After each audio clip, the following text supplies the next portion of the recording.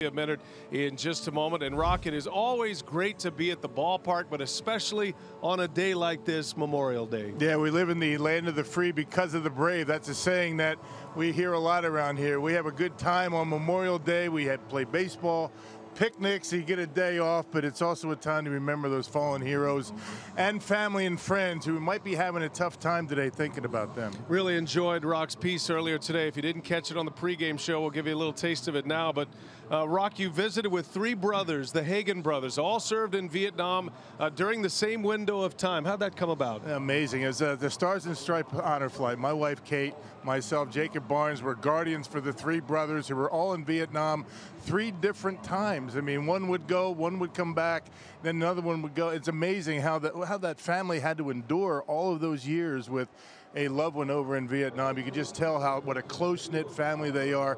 They were holding on to each other during that interview. Very moving. Look into the Stars and Stripes honor flight.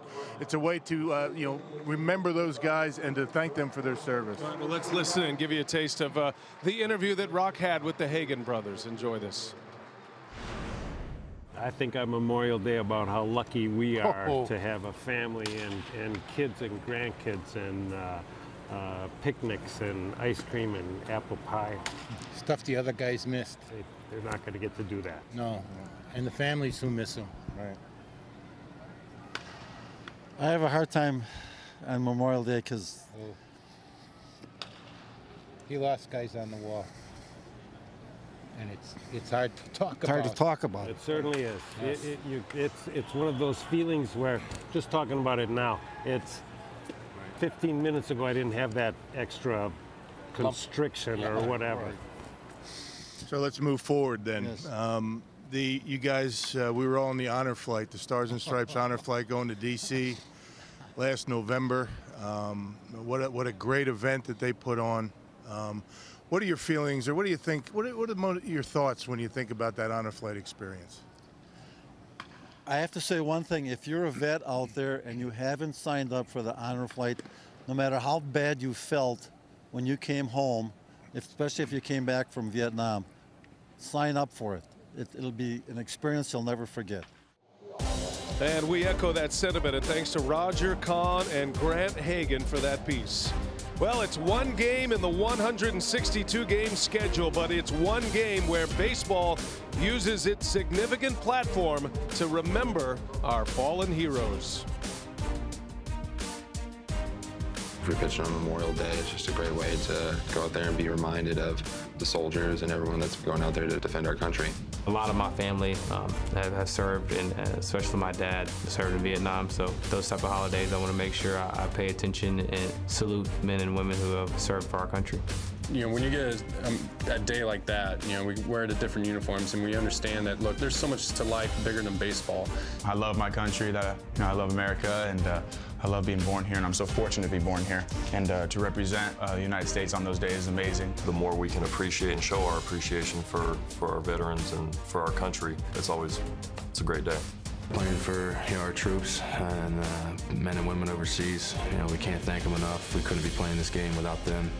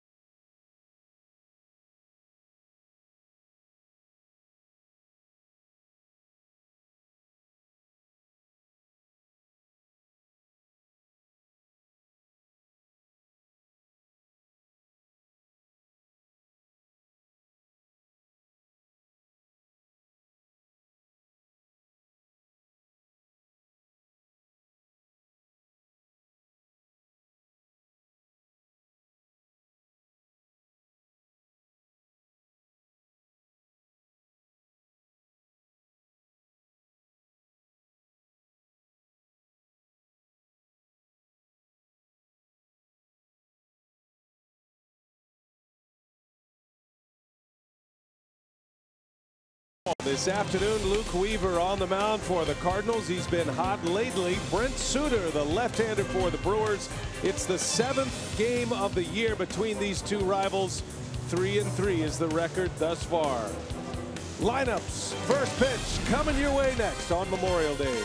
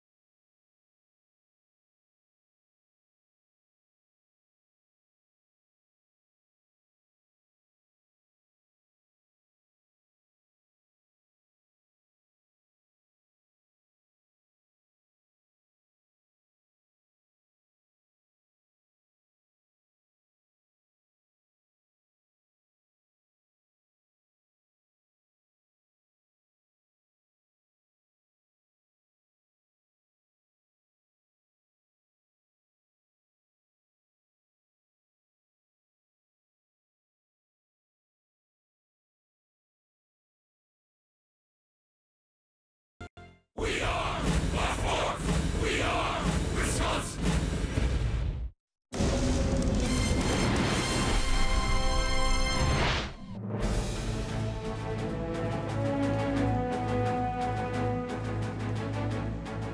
Few days have the somber nature of Memorial Day. It's a time for reflection, for those we have lost and for the reasons we are free. We get to enjoy this great game of baseball on a beautiful Monday afternoon, but that is the backdrop to the meaning of the day.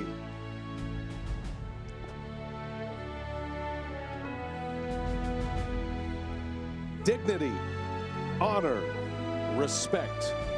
Those three words signify everything that Memorial Day is about. And as thousands of fans enter Miller Park today, we remember the thousands who have given their lives in order to make this country free, make this country safe, and make this country the United States of America. And it is a picture-perfect day here in Milwaukee, Wisconsin. We are delighted to have you with us, hoping you're having a fun and safe Memorial Day, everybody. We've got baseball for you on Fox Sports Wisconsin. It is the Cardinals and the Brewers, division rivals. The Brewers coming in here hot. They have won 17 games in the month of May. 17-7 is the record, and they are 6-1 on this current homestand. Great scene here in Miller Park as the fans file in. The Brewers hit the field behind left-hander Brent Suter. Mike Matheny, 7th-year manager of the Cardinals. He has had a lot of success in this ballpark. The Cardinals are 20 games over 500 in Matheny's time as manager. They are 38-18. The Brewers are hoping to flip that script here in a 3-game series beginning today. Brent Suter on the mound. He will toe the rubber for Milwaukee once again. The fast-paced, quick-tempoed left-hander is hoping to keep the ball rolling on this homestand, Rock. The Brewers are playing great baseball right now. Well, and Suter's throwing the baseball well. He's won 2 straight. He beat the Twins and Arizona his last time out. 5 2/3, 4 hits, 2 runs, and combined in his last 2 starts, he's only allowed 3 earned runs. He's making career start number 4 against the Cardinals. Take a look at the Potawatomi batting order for St. Louis. Matt Carpenter, Jose Martinez, Tommy Pham at the top. Jed Jerko, Marcelo Zuna, and Harrison Bader in the middle. Yairo Munoz and Francisco Pena round out the position player core with Luke Weaver on the mound hitting 9th. Well, let's check out the Brewers defense, which has been very good as of late. They're starting to climb the ladder in team defense in the National League. You got Braun, Kane, and Yelich in the outfield. Shaw Saladino gets a start at shortstop. VR Aguilar on the right. Aguilar swinging a hot bat, and Manny Pena behind home plate. 4-man umpiring crew is in place. Gary Cederstrom will call the balls and strikes. He is also the crew chief of this crew. Corey Blazer, Stu Shearwater, and Eric Cooper on the base pads this afternoon. Great day for baseball. Sun is shining brightly. It's going to be in the 90s before the day is up. And we are ready to go here on Memorial Day. First of 3 against the Cardinals. It is game number 7 of the homestand, or check it, number 8 of the homestand. And a 3-game series with the Cardinals is underway with strike 1 from Brent Suter.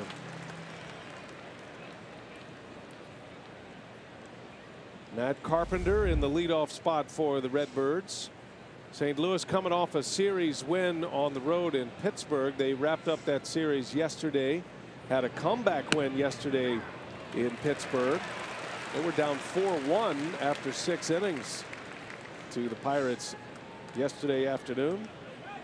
1, 2 out of 3 in that series. The Cubs are in Pittsburgh today. We're keeping an eye on that Central Division matchup as well. Cubs Pirates from PNC.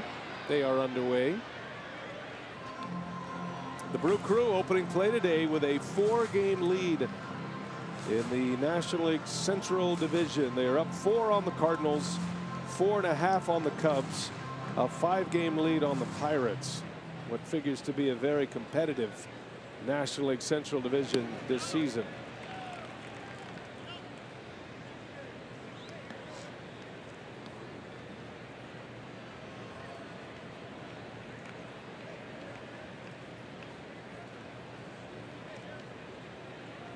Suter deals, and a 2-strike pitch hit into the shift.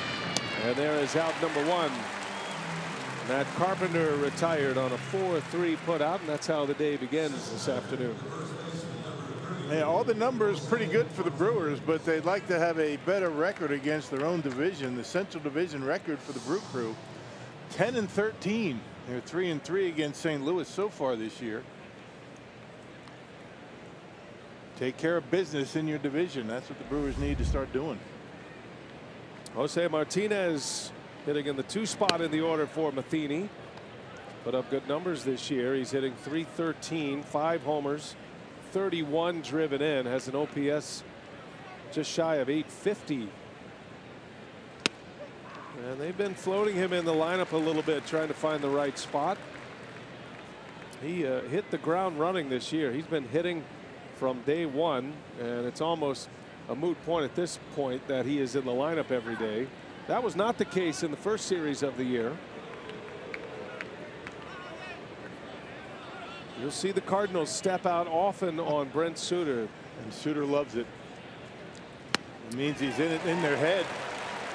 He likes it. Suter spoke about that. He said, you know, a lot of pitchers, they'd get maybe a little upset, maybe a little angry. He goes, actually, I prefer it if at least I know I've got their attention when they're stepping out. And a swing and a miss. A strikeout for Suter, his first K of the game, and it is out number 2 in this first inning. Yep, the cut fastball up and in is the pitch, but that was up and away that time. He missed his spot, but for some reason he continues to get swings on that pitch that's up out of the strike zone at only 89 miles an hour. Here we go again. Well, Tommy Pham with a late request of timeout. This will start a long process. You'll notice throughout this game here, home plate umpire is Gary Cederstrom, and whether he grants time or not will be a big decision. And watch Tommy Pham. He's not leaving the batter's box, barely moving his feet. He's ready. Pham has had great success here at Miller Park. This is one bat the Brewers would like to cool off in this venue. He is a .393 career hitter at Miller Park and has 6 homers. 2-1. Pham in the air to center field. Little jam shot. Out there to make the play is Lorenzo Cain, and we are underway at Miller Park with a half inning in the book. The Brewers are coming to bat. Cardinals fail to score.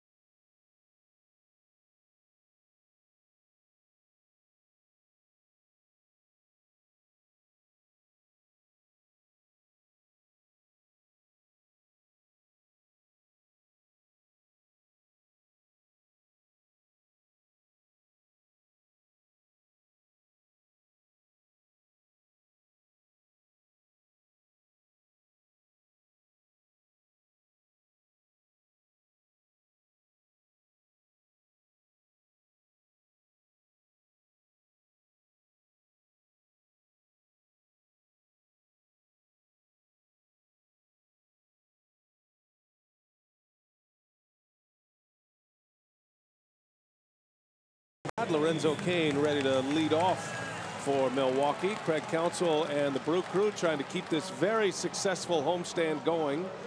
The Brewers have not committed an error on this homestand, and they are 6-1 on this current 10-gamer. Potawatomi batting order for Counsell today. Cain, Yelich, and Aguilar at the top. Travis Shaw hits 4th, and Ryan Braun hitting 5th. That's of some news today. Jonathan Villar hit 6th. It's Pena, Saladino, and Suter rounding out the starting 9. And the right-hander Luke Weaver is on the mound for the Cardinals, partner. Yeah, 3-4, a .431 earned run average in 10 starts. He's lost 2 in a row and 4 of his last 5 decisions, making start number 6 against Milwaukee here today. He's 2-1. Cain hits a shot right to second base. Jerko will make the play. 1 pitch and 1 out to get Luke Weaver's day started. Yeah, the defense for the Cardinals has been shaky at best. I mean, 4th most in the National League. 33 here. He's got Ozuna, Pham, and Bader in the outfield. Carpenter, Munoz, Jerko, and Martinez from 3rd to 1st, and Pena behind home plate. Francisco Pena, Yadier Molina on the disabled list. Big loss for the Cardinals to have Molina out. Here's Christian Yelich, and Weaver misses outside. Cain and Yelich so good in that Mets series, getting on base often. Matter of fact, the last 2 games, Cain and Yelich on base 15 times in 2 games. Yeah. 22 plate appearances for those 2 at the top of the order. 15 trips on base and scoring 10 runs. Can't do it any better than that. No, top of the Brewers order has been tremendous. Getting it done just about the entire homestand. Yelich has had a couple of 3-hit games in the last 2. The Brewers took 3 out of 4 from the Mets. Lost the opener against New York. Were shut out in the opener on Thursday. Won the next 3. And that came on the heels of a sweep of the Arizona Diamondbacks. So the Brewers have won 5 consecutive series now. the first 4 of those 5 against playoff teams from a year ago. And 2 of those series that they've won are 3 out of 4, and that's hard to do. 3 out of 4 from the Rockies on the road, and then 3 out of 4 from the Mets that wrapped up yesterday.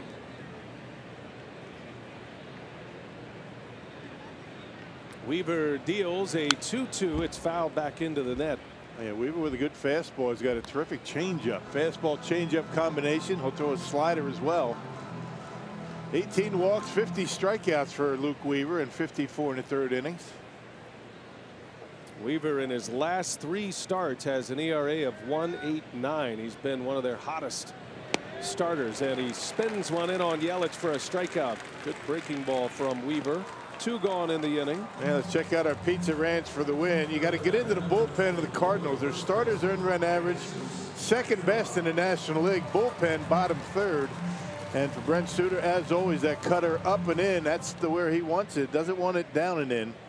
That's when they get some pretty good contact. And the Brewers have supported him pretty well in his 3 wins as a starter. The Brewers have a combined 24 runs on the board. Jesus Aguilar digging in for Milwaukee. Nobody going better than Aguilar on this Brewers ball club right now. Timely hits. Multiple hit games. He's driven in 7 runs in his last 2 games. Over his last 13 games, 7 homers and 19 RBIs in those 13 games. Amazing, isn't it? Boy, he is on a great roll, and he's had some impact home runs on this homestand. Look at that. Most RBIs since May 13th. Aguilar and Shaw sitting at the top of the list in the National League. Offense is clicking along nicely, and it's not just the home runs. Coming up with the big hits, runners in scoring position have been very good, particularly good in the last 3 games. 2 balls and a strike on Jesus. Misses outside, ball 3. This will be a test for the Brewers offense. The Cardinals starting pitchers with a 3.02 ERA combined. Only the Washington Nationals starters have a lower ERA. This starting rotation doesn't give up much through the first 6 innings.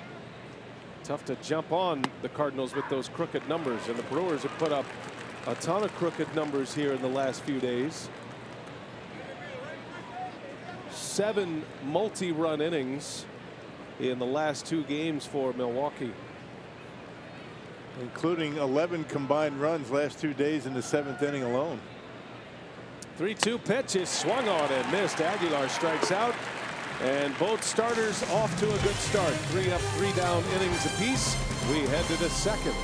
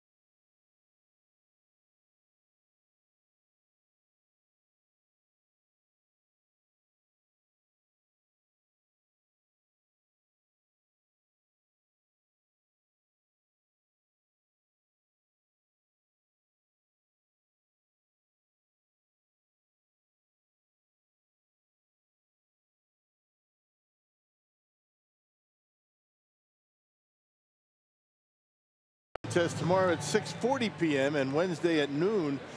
To view the full series schedule, which includes half-price tickets for kids and seniors for Wednesday's series finale, visit brewers.com/tickets.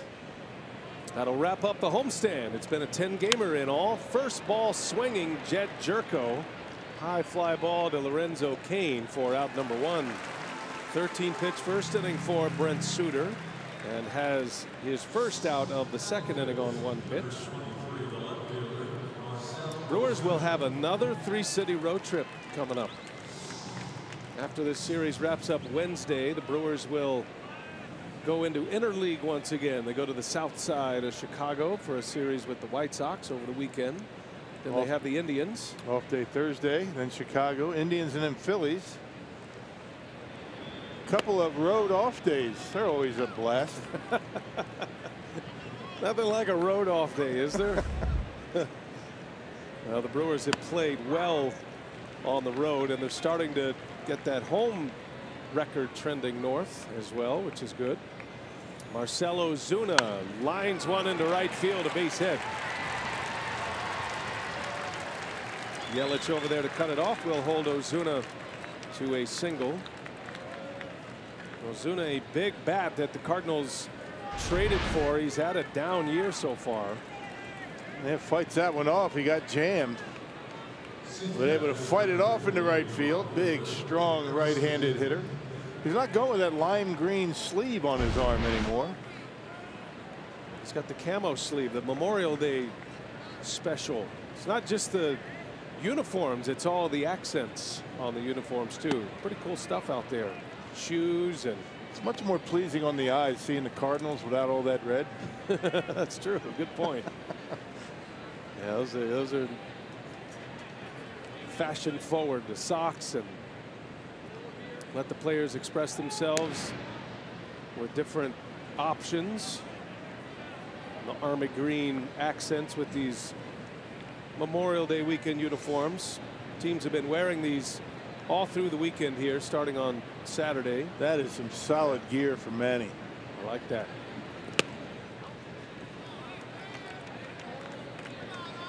Big league right there. Arm sleeve matches. See the 5 stars on the sleeve representing all the military branches.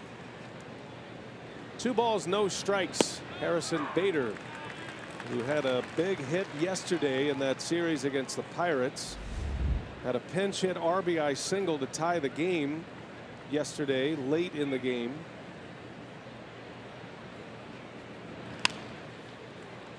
Cardinals had a comeback win. They were down 4-1, and they scored twice in the 7th inning, and then in the 8th inning scored 3 runs. Bader was part of that 8th inning rally. Helped the Cardinals to win that series 2 out of 3 against the Pirates. Cardinals are 4 games, or beg your pardon, 6 games over 500 at 28-22. The Brewers 14 over at 34-20. And Milwaukee with the largest division lead again today of the 6 in Major League Baseball. Little shot back off the arm of Suter, recovers and throws Bader out. That one stung him though. That one got him. Let's see where the contact was. Yeah, didn't have enough time to get the glove up. Got him right in the chest. He broke his bat, but it hit him flush. Able to secure the ball and throw out Bader, who runs well. Yeah, got him right in the sternum. That's dangerous. That's a dangerous spot to get hit with a line drive. Yeah, that is. Able to collect himself and get the out at first base, but now he's feeling it. Athletic trainer Dan Wright checking on Suter with the manager.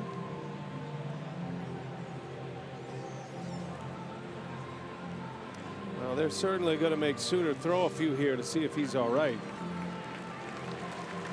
Looks like he's all right, actually. No pitches necessary. He's good to go.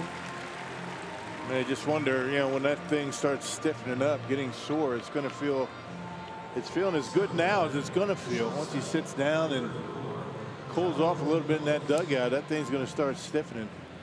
Suter is a bit unorthodox, would probably be the best way to say it, but he is an excellent defensive pitcher. Fields it well, and strong, accurate throws to the bases. He has a great pickoff move. He does all those little things to keep himself in the ball game from the mound, aside from pitching. Helicopters that bat does Munoz into the seats. Wow. Threw that over the protective netting above the dugouts. Hope everybody's all right up there. And these little pine tar. That one over the net and into the seats. So what's protocol with that bat, Rock? You just go get a new one and leave they that one in the don't stands? care anymore. It used to be in the old days, they'd go get the bat and give them one maybe in the bat rack, maybe one of the BP bats, but they just leave it there and grab another. Good thing it missed that lady that was sitting there. Kind of hit in front of her, then behind her, and everybody seems like they're all right. And Munoz has a new bat. Runner at second, Ozuna. 2 outs in the inning. Munoz fouls it back.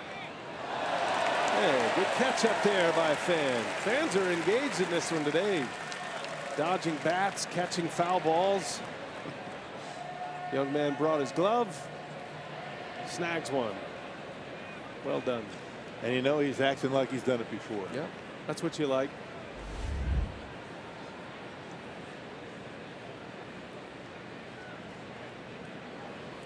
Munoz down in the count 0-2. And a swing and a miss, and Suter is out of the inning. Now we'll keep an eye on him between innings to see how that line drive will affect him.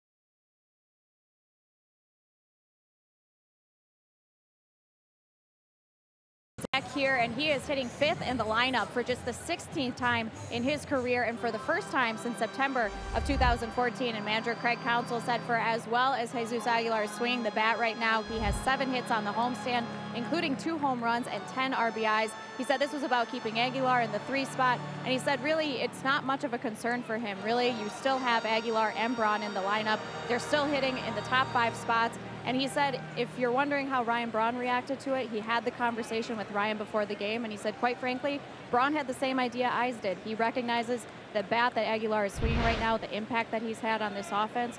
So he said Ryan was on board with it. Well, and I think Ryan Braun, sensing what's happening here offensively, doesn't want to be that guy that comes in and disrupts it, even though he is the centerpiece of this offense still. That's still a pretty good spot in his batting order. I mean, he's going to be coming up with a lot of guys on base. Travis Shaw leading off, bounces out to short. You know, the way this the top of the order has been, we talked about Kane and Yelich on the pregame show today, how good they have been getting on base. So, you know, Ryan Braun hitting 5th is not such a bad thing. I mean, that's still a pretty good spot in this order. Well, here comes Braun, who is on an every other day rhythm right now as he returns from the disabled list. Mid-back tightness was the diagnosis that knocked him out for 10 days. Had the day off from the starting lineup yesterday, but he did pinch hit in the game. Actually had a couple of at-bats and had a hit in yesterday's game. Hit the ball hard both times. And he's up there hacking at the first pitch from Weaver, down 0-1. I was just keeping an eye on the Brewers bullpen, which is quiet right now, which is a good sign. Looks like Brent Suter is okay after that line drive he took off the chest. You actually think Brent Suter is going to say anything? There'd have to be an actual rib popping out of his skin for him to say anything. He had a lot of attention on him as he walked into the dugout after striking out Munoz to end the top of the 2nd inning. Two pitchers who go about it very differently, about as opposite as you could be. Brent Suter, soft throwing left-hander, against Luke Weaver, the hard throwing right-hander. Luke Weaver's pitch arsenal stands up as well as any pitcher across baseball. Velocity, the breaking stuff. Got a nasty slider, good curveball. Can throw it in the mid to upper 90s. Cruising speed about 94 for Weaver. Yeah, reach back and give it a little bit extra. 6th time he's made a start against the Brewers. They know him pretty well. 2 balls, 2 strikes on Braun. 3-2 now. One of those rare single-digit uniforms for a starting pitcher. You don't see that very often. Weaver wearing number 7. He's an exceptional athlete. He's one of the fastest players on the Cardinal team. Often he will pinch run or pinch hit if they need a spot. Braun goes down the line. That's fair and to the wall. Extra bases for Ryan Braun. He'll roll into 2nd with a double. Yeah, you throw a fastball out there and Ryan Braun's going to get a good swing on it, and nobody does what he just did better than he does, taking a fastball away, hitting it down the line, and it's like a left-handed pull hitter. It doesn't slice at all. Gets on top of it, down and through, and a missile down the corner. A 1-out double. Scalded that. Left the bat 105 miles an hour. And an extra base hit sets up the Brewers for the first time with a chance to score their first base runner. Jonathan VR at the plate with Braun at 2nd.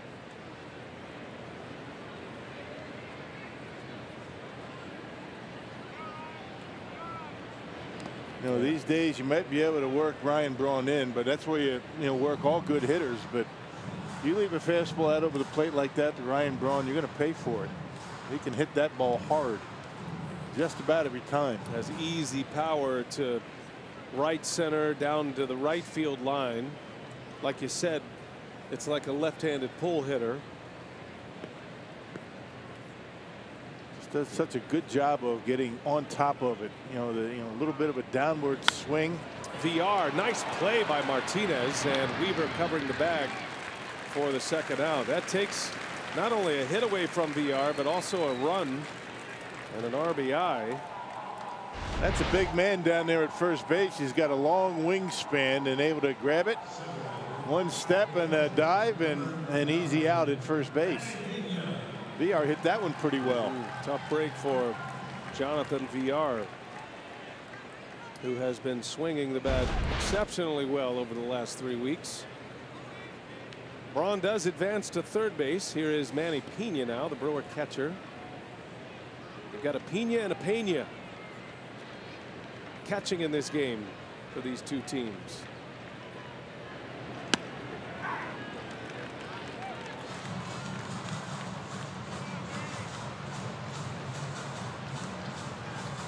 Manny hitting at 209.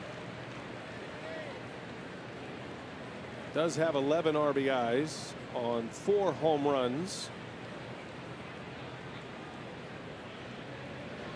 He hit a big home run on the last road trip in Colorado. Hit a 2-run game-tying home run in the 9th inning off Wade Davis, the Rockies closer. He's had some big moments on holidays, right? Mother's Day, Father's Day a year ago. Well, today's Memorial Day. Let's see if Pena's got one in him, and that's a good start. Manny Pena with an RBI single. And the Brewers strike first here this afternoon. Yeah, what else do you have for us? Does Saladino do well on days like today? How about the Brewers with runners in scoring position in the last 4 days? Unbelievable. The way they've been able to come through. Good job pulling the hands in, shooting it into center field, a 2-out RBI. To your point on the Brewers with runners in scoring position, they have been able to raise their batting average 24 points over the last 3 games, not including the Pena base hit. Went from batting .214 to .238 with runners in scoring position. And so during this stretch, the Brewers now have 19 hits in 39 at-bats with runners in scoring position. That covers the last 3 games plus the first 2 innings here today. Huge numbers. Yeah, and bottom of the order getting a lot of that production. Tyler Saladino takes strike 2 from Weaver. And 2 days ago, the Brewers were 11 for 22 with runners in scoring position. That was that 17-run game the Brewers had against the Mets. Brewers score first today, trying to add to that 28-5 mark.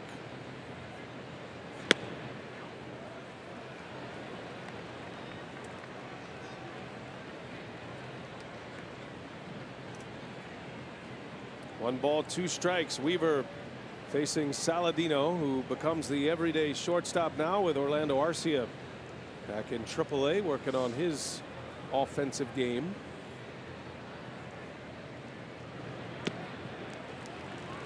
Saladino's been good. I think the emergence of Saladino, and the Brewers just acquired him after the season had started. He had come from the White Sox, went to AAA with Milwaukee, and then here in the big leagues because he showed a lot offensively, gives you excellent defense.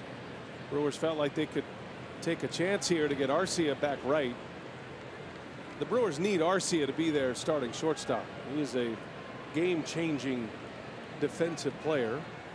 Yeah, but if Saladino and Sogard can, be pretty good, they could leave Arcia down there a little longer and let him figure out that swing. Sogard got the start yesterday at short. Saladino back in there today. Swing and a miss. A strikeout to end the inning, but the Brewers strike first. Manny Pena with an RBI single with 2 outs. It's 1-0 Brew Crew on Memorial Day.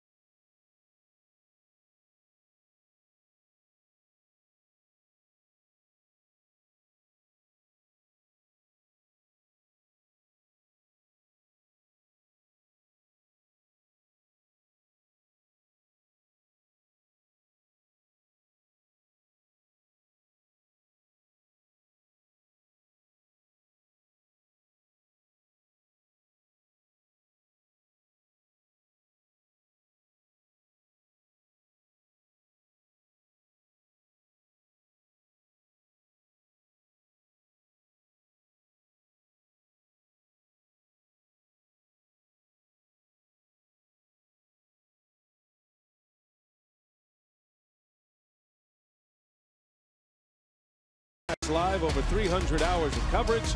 It's the world's biggest sporting event. It begins June 14th on Fox and FS1. With producer Dan Keener, director Phil Malika, and our great crew, our Fox Wisconsin crew, here on a sunny Monday afternoon on this Memorial Day. Great to have you with us as the Brewers continue on this homestand. 2 games remaining tomorrow and Wednesday. First of a 3-game series with the Cardinals here today. The Brewers have the lead on a 2-out RBI single by Manny Pena. And it'll be Francisco Pena, the Cardinal catcher, leading off. 8th place hitter for the Redbirds. Pitcher due next, then back to the top of the order in Carpenter.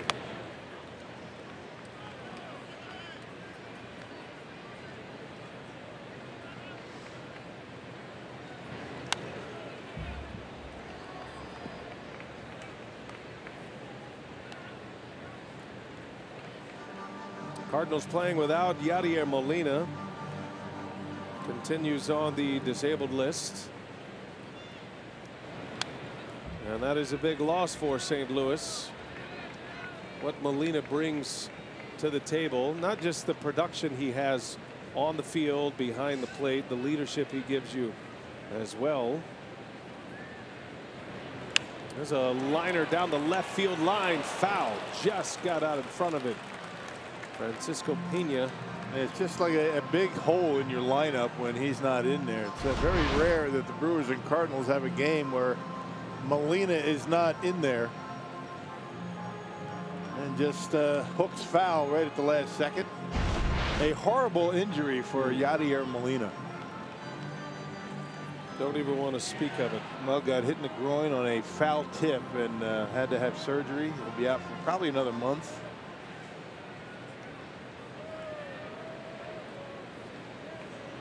A swing and a miss. Suter goes up the ladder with that fastball and picks up another strikeout. That is his 3rd in as many innings. Yeah, first time through, pretty good for Suter. He's given up only 1 hit so far. And he gets a lot of those swings and misses on pitches up out of the strike zone at about 87 miles an hour. Go figure.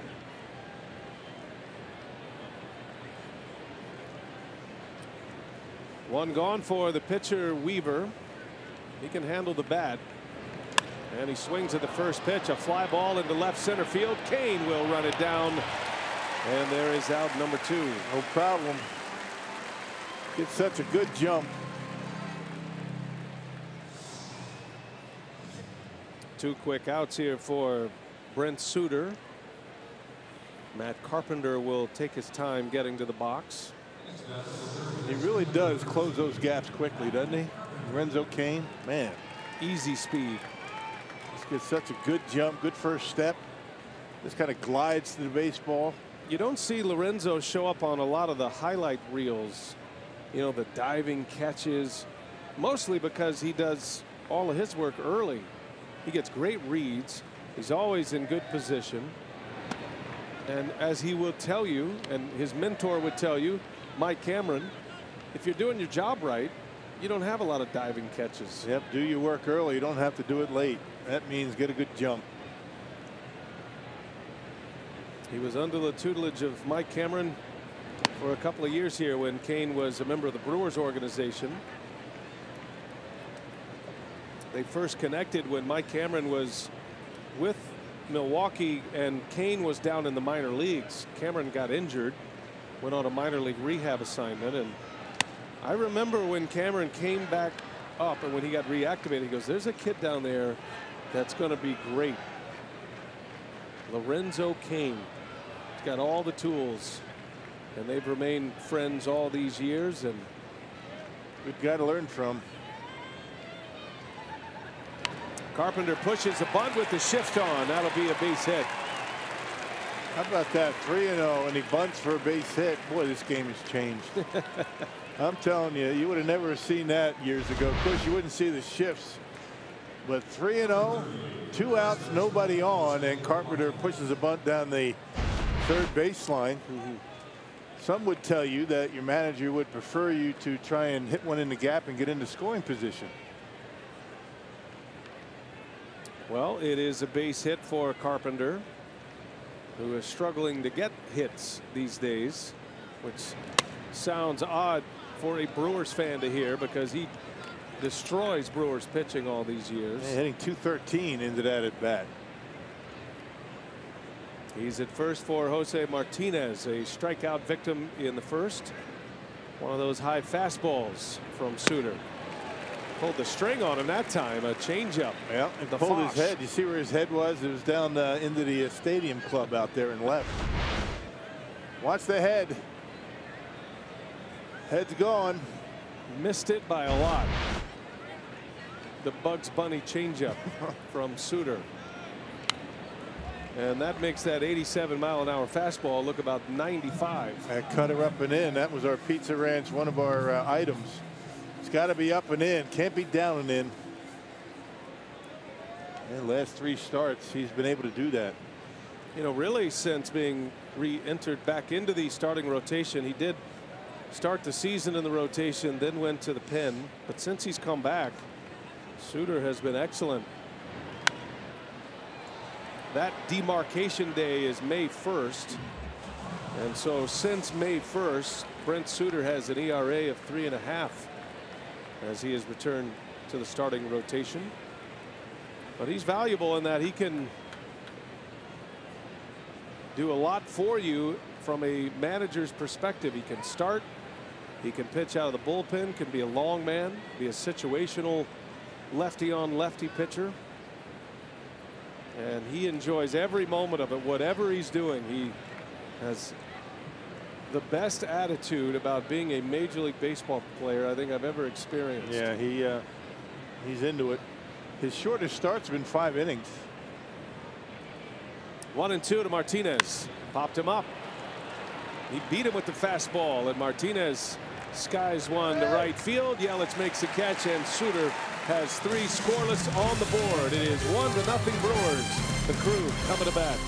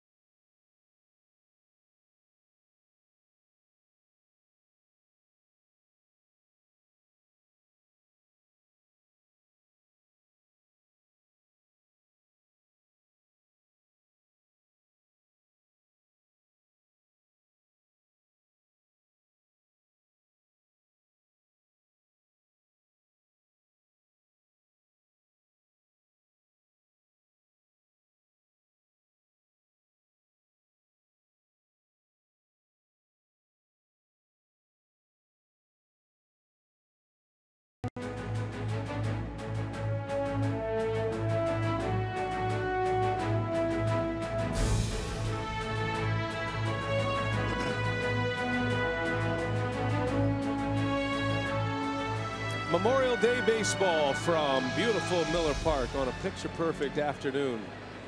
1-0. Brewers lead the Cardinals. RBI single by Manny Pena in the second inning. Now Brent Suter, the Brewer pitcher, will bat, and Weaver starts him with a strike. Suter has pitched 3 scoreless innings. He's given up 2 hits, both singles. You know, when I think about that bunt by Carpenter on the 3-0 count, I think to myself of Frank Howard when he was a batting coach for the Brewers. If anybody had done that when Frank Howard was a coach, he wouldn't talk to you for a week. 0-2 pitch, line to second base. Nice catch by Jerko. Suter can hit. We've seen that already this year. Remember, he homered off Corey Kluber, and he hit that right on the nose. A line drive out. And that home run went over 430 feet. Dead center. Barrels that one up. Give me some more Frank Howard lines. Yeah, he was something else. What was the one about the back leg? I can't remember exactly. Well, no, what he would say is, you know, you go up to Frank and you'd say, hey, Frank, I need some help. He said, son, there's nothing wrong with you that a week or 10 days of 2 for 4s wouldn't cure. Oh, thanks. Well, how do I do that? That's great coaching. Help me out. Motivational. We would go out and have early batting practice on the road, and he said, you know, son, take 50 swings and hook them around that foul pole. It's all starting to make sense now. Your early hitting influence with Frank Howard. What a great man, though, Frank Howard. Boy.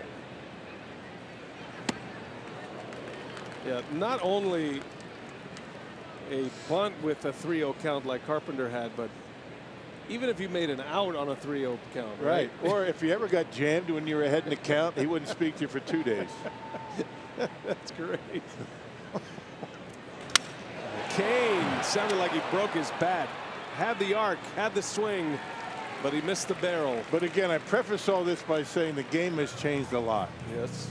It's nothing like it used to be, and it's probably for the good. Frank Howard had one of the greatest nicknames. The nickname most people know him as was Hondo, right? Mm-hmm. But he also had, when he went to Washington all those great years with the Senators, they called him the Capital Punisher. Nobody could hit a ball further than he could. At old RFK Stadium, they had some spots up there that Frank Howard had visited that no other baseball player had visited, up there in the upper deck. Yeah, I mean, way back. He was a home run champ. Hit 40 multiple years in the big leagues, Frank Howard. So his path to the Brewers was what, Frank Howard, those years? As the hitting coach? I know he was. He managed what, the Mets, right? Yep. But he was a hitting coach in the years George Bamberger was manager. Yelich sends one deep to right. That's got a chance. It is gone. Tip your cap to Frank Howard. He didn't get jammed on a 2-0 pitch. Christian Yelich hits one out, and it's 2-0 Brewers. Frank Howard is doing a dance somewhere. Well done, Christian. Well, you're patient at the plate to get yourself in the hitter's count, 2-0, and you take advantage of it. Boy, you see a lot of guys taking 2-0 these days, but not Yelich. Knocks that one out of here. 6th home run of the year for Yelich. 24 RBIs now. He is on a great roll at the plate. That's his 7th hit in the last 3 games. He's hitting 6 consecutive now. As Aguilar takes a ball. Up a 2-0 pitch. Right down the middle, and Yelich puts a good swing on it. Knocks it out of here. The Brewers up 2-0.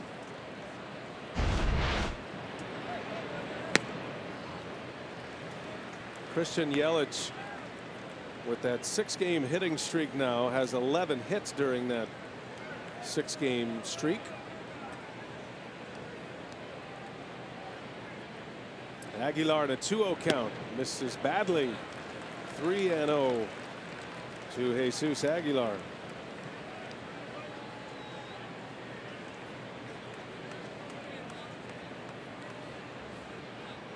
Jesus will have the green light with 3-0.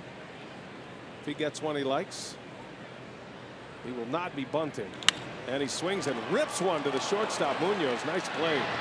And there is out number 3. The inning is over, but Christian Yelich delivers.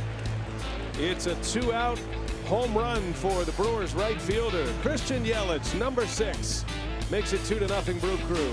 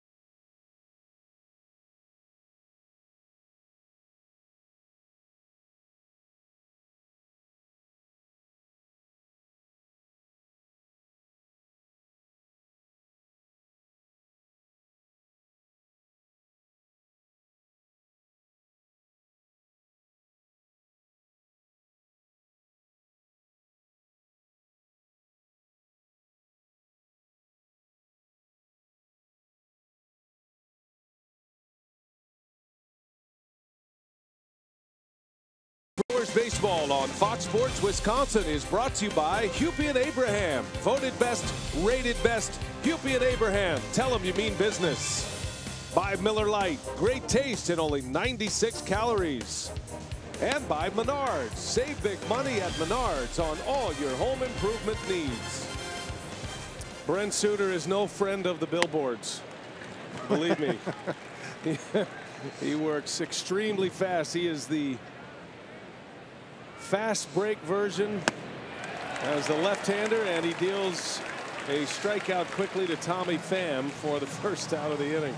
All right, Sophia, make it quick. What do you have on Brent Suter? Yeah, BA, I'll try to get this in quick, but Suter has won each of his last 2 starts. He's given up just 3 earned runs in his 2 starts to the Twins, and then his last one, this homestand against the D-backs. And he feels that, you know, as the season goes on, you obviously want to get better with time. He feels that he's done that. He said, especially with command of the fastball. He says the way it's been elevating, he says he feels he can get it up and in. So he said he's getting a lot of swing and miss on that fastball, but he wants to continue to improve the command on the off speed. He said if he can fine-tune that and get that to be more of a threat as an out pitch, he feels like he'll be in a really good place. So far, so good with that fastball command. And a lot of the damage that has been inflicted upon him is because of the curveball. Curveball's up in his zone.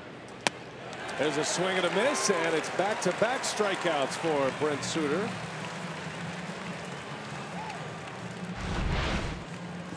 Yep, the fastball. There's the cutter. This time it's up and away, and it gets Jet Jerko. Back-to-back Ks, 5 punch-outs now for Brent Suter. 2 outs in the 4th. Here is Marcelo Zuna. Brewers have a 2-0 lead. Yeah, last time out he hung a curveball in the 1st inning to Paul Goldschmidt. He hit it out of the ballpark. Ozuna's late, fouls that one away. He's got to get that pitch down around the dirt. You know, it's a good combination. High fastball, curveball in the dirt. You leave that curveball up, it gives a hitter a chance to put a good swing on it. And we joke about the tempo with which he pitches, and we certainly have to adjust our broadcasting format around it, which is just fine, believe us. Players love playing behind Suter. That's right off the end of the bat. That is a quick 3-up, 3-down inning with a couple of punch-outs for the left-hander.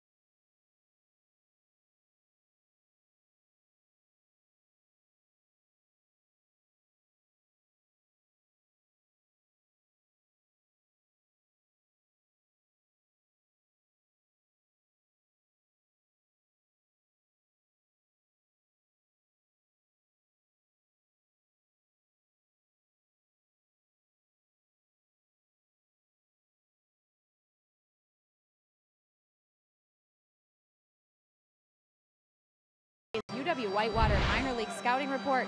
We're checking in on Jake Gatewood for Biloxi. Yesterday went 3 for 5, 2 home runs and 3 RBIs, and it's been quite a change for him. In April, it was just a 167 average for him, and in the month of May, he's done much better.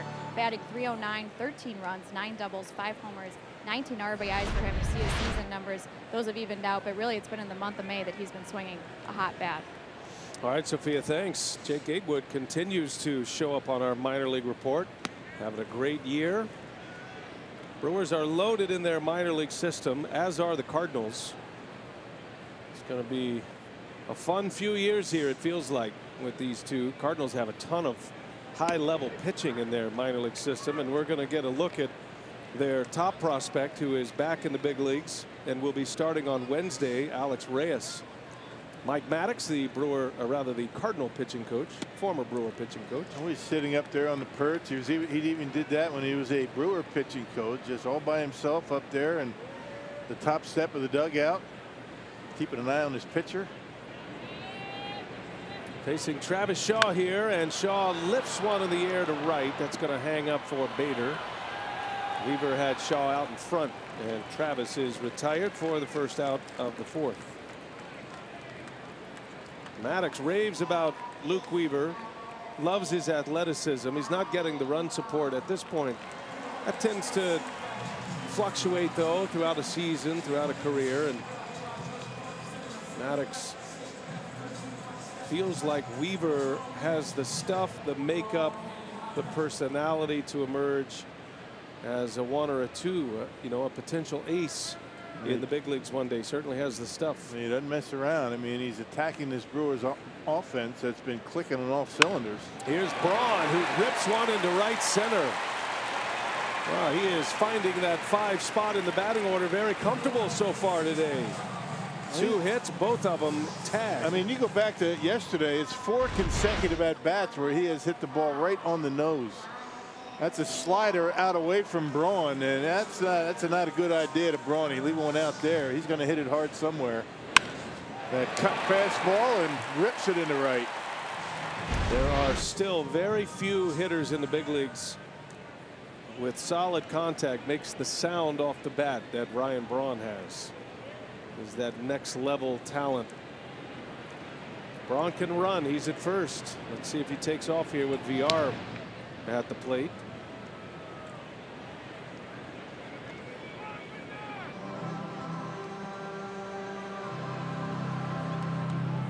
VR hit the ball sharply his last time up. He was robbed of a hit by Jose Martinez, Cardinal first baseman, on a dive to his backhand side.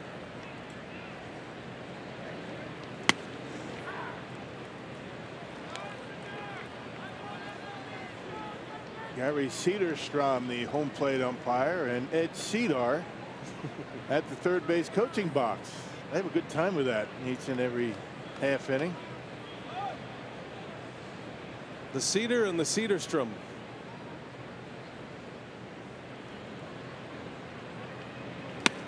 Big swing by VR. Yeah, Uke has a good time with that on the radio. Euchre does? I can't even begin to tell you what he all says because I very rarely hear it, but Ed Cedar and Gary Cederstrom. And I like that helmet that the home plate umpire is wearing. That's thrown away. Braun on his way to second. Yet another error for the Cardinals. They have not been very good defensively. 4th most in the big leagues. 4th most errors, 34 now. That'll be an error on Weaver, the pitcher. Did this hit Braun? It did. Went right under him. Right underneath him. That's an E1. No chance for Martinez.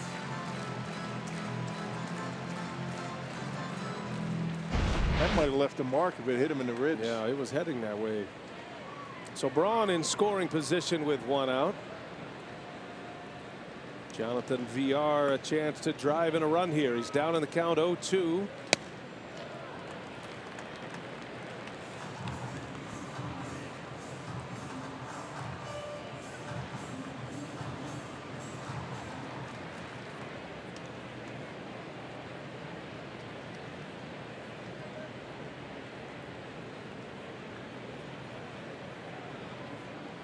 Going through the full Rolodex of signs here. Weaver, he's got the one he wants.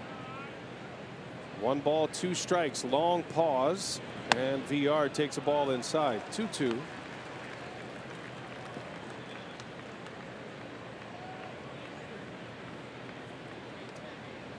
Now between VR, Perez, Sogard, Saladino. The Brewers very comfortable with their infield core. Versatility of that group as well in the middle infield. Pretty much Aguilar and Shaw anchoring down the corners at this point of the year. A revolving door at the Keystone. Well, he's worked it into a 3-2 count.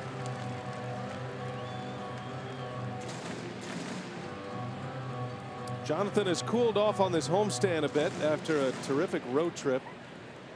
VR is 3 for 18 on the homestand.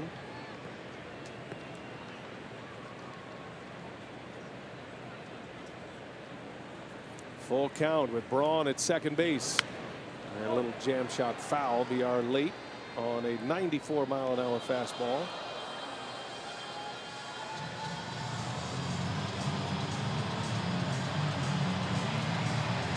VR has toned down his game significantly, both defensively and offensively. Trying to strike out less, more contact, shortening up the swing a little bit. With 2 strikes, you notice he's choking up on the bat. And he draws a walk. So VR, ever patient, ends up with a walk, first and second with 1 away. Hey, check out the tailgate ticket pack. It features 6 flexible ticket vouchers valid for any Friday home game, plus a pair of free parking passes offered just $20 per person. Learn more at brewers.com/tailgate. Epic tailgating today on this Memorial Day. The parking lots were packed. Grills were fired up. A bunch of tents out there. It was Did a your great grill, scene. did your grill start yesterday? Oh yeah, fired that thing right up. No problem.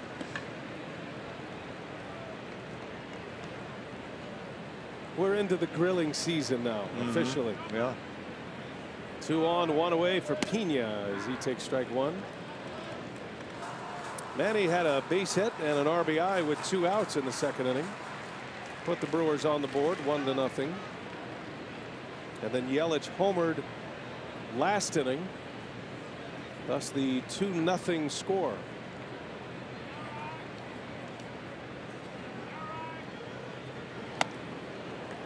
And already in this game, the Brewers have hit on their 2 most impressive statistics. We showed you their record when they score first, 28-5. That's the best in the National League. When they homer, the Brewers are 28-6. So they've hit on both of them, scoring first and homering. 1-2 to Pena.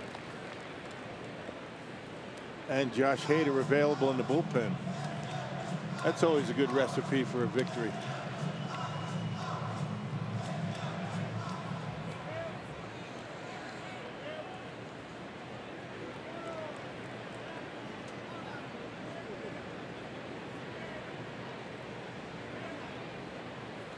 Pena trying to deliver more here. Braun at second, VR at first. Count stays at a ball and 2 strikes. You notice Weaver is pitching up in the strike zone to Pena, who went down and drove a low pitch into center field. That seems where all the damage gets done in the big leagues these days. Up around the belt, guys just aren't getting to it. Especially at the velocity of a Luke Weaver. Pena hit a slider into center field that was about a foot off the ground. Time is asked for and granted. Late call, but given by Gary Cederstrom.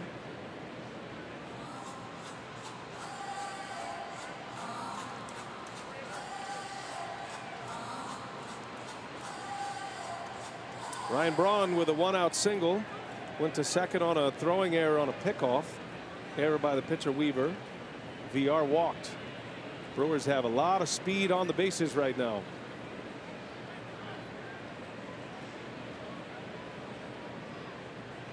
One ball, 2 strikes. 2-2. Went back to the high fastball, and this time Pena didn't bite.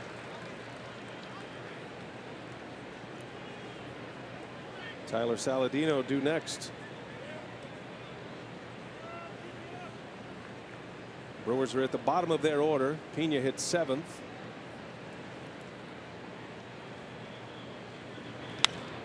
popped him up in the infield. Infield fly rule in effect, and out number 2.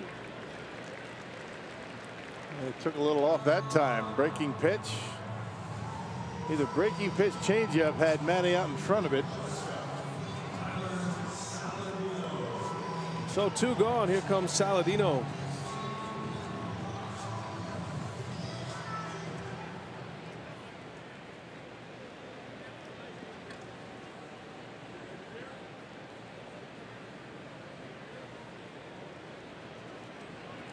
Saladino, a strikeout victim in the 2nd inning. That's how the inning ended.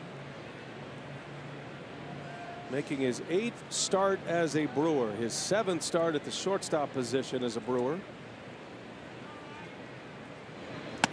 Now his start this year reminds you a lot of what Eric Sogard was able to do when he first got called up a year ago.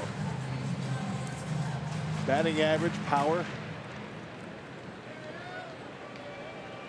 Unexpected production offensively. Both came to the Brewers with the reputation of plus defense, and that is still the case. Saladino was acquired on the 19th of April. Went to AAA Colorado Springs. Did appear in 6 games with the White Sox in April. Made 3 starts there, but none at short. Getting his chance here with the Brewers. There's a 2-0 pitch in there for a strike. 2-1. Trying to throw a few more cutters. 2nd time through the batting order.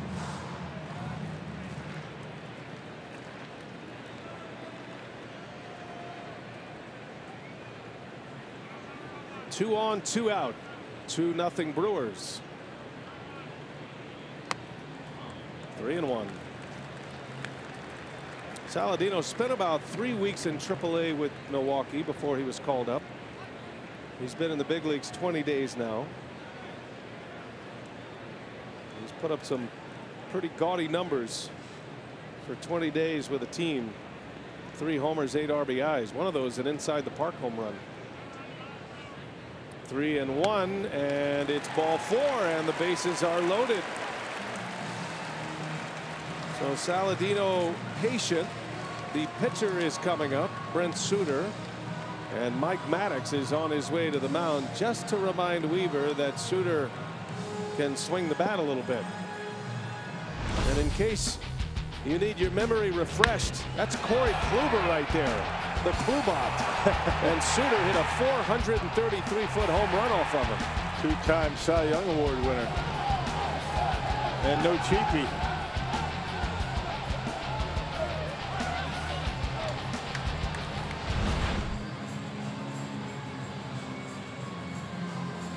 So Maddox leaving no stone unturned and going through the game plan with Suter. Suter hit the ball sharply his last time up. He hit a line shot right to second base.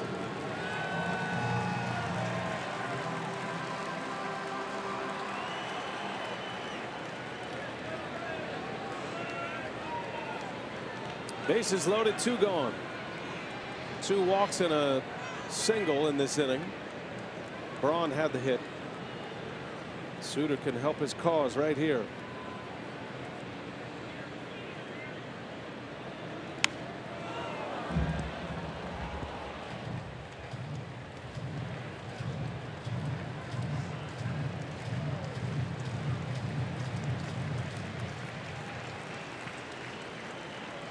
Weaver racking up a lot of pitches here. If nothing else, add to the pitch count, clear the pitcher spot. Suter hoping for a little bit more than that. And he has gone after him with fastballs, and it's 0-2 on Suter. Yeah, that's going to be a tough pitch to square up on for Suter, that fastball up. Odds are not in his favor right now.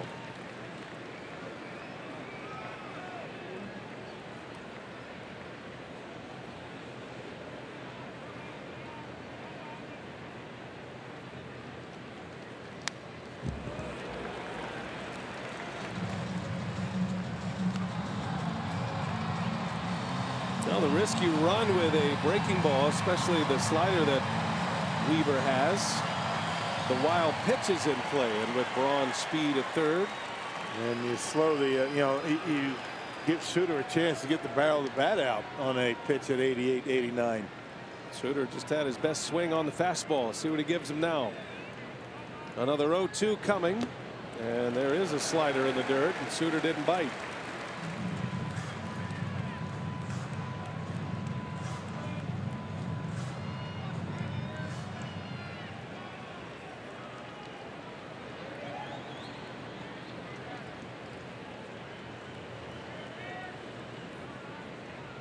One ball, two strikes. Weaver deals, and a fastball miss. Now it's 2-2. And all of that pressure heaps on Luke Weaver in a spot like this. And now you figure he's going to get something to hit. Suter is the underdog. That's a great place to be when you're playing in a baseball game. The underdog. Low expectations. 2-2 the count. And he's hanging tough. And that pitch count continues to rise. Yep, slider, cutter, whatever you want to call it that time. You see the rotation and just getting a piece. It's been a 30-pitch inning, or will be after this next pitch for Weaver. This is pitch number 7 coming to Brent Suter.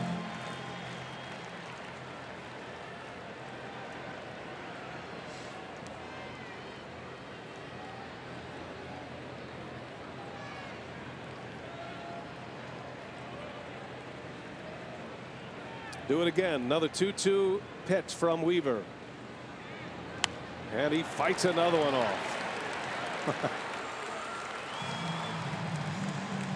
This guy is a joy to watch play baseball. Yep. Everything he does. Even when he's not pitching. Yeah, intense, right? I mean, sitting on the bench, he's fun to watch.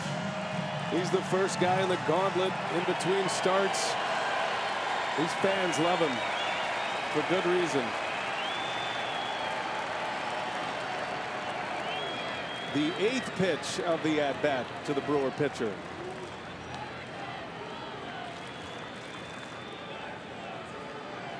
Braun dancing off third, and a ground ball through, base hit. In to score is Braun. VR's right behind him. Saladino is going to be out at the plate to end the inning, but 2 runs come in as Suter sneaks one under the glove of Martinez. Take a bow, Brent Suter. What an at-bat. No kidding. Man. 4-0 Milwaukee. They want to have a look at this play at the plate.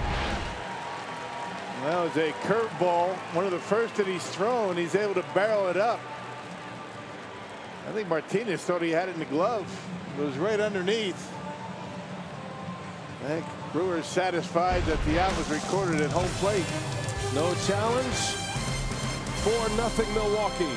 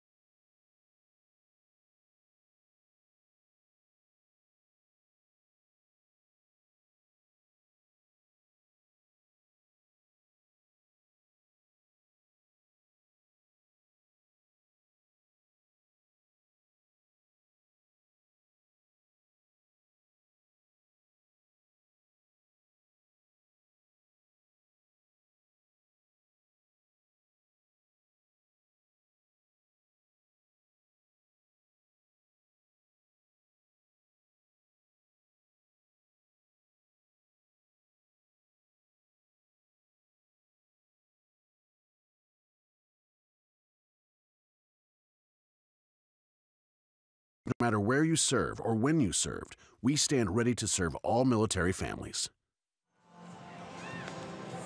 Well, Brent Suter, the man of the hour here at Miller Park, just delivers a couple of more runs after a long battle with Luke Weaver at the plate.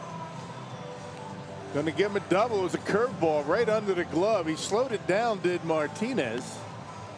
Yeah, 2-run score. Ed Cedar sending VR, or I should say Saladino. And they do get him at home plate, not even close. But what a battle by Brent Suter. An 8-pitch at bat. Weaver gives him the curveball, and he's able to double down the line to score 2 runs.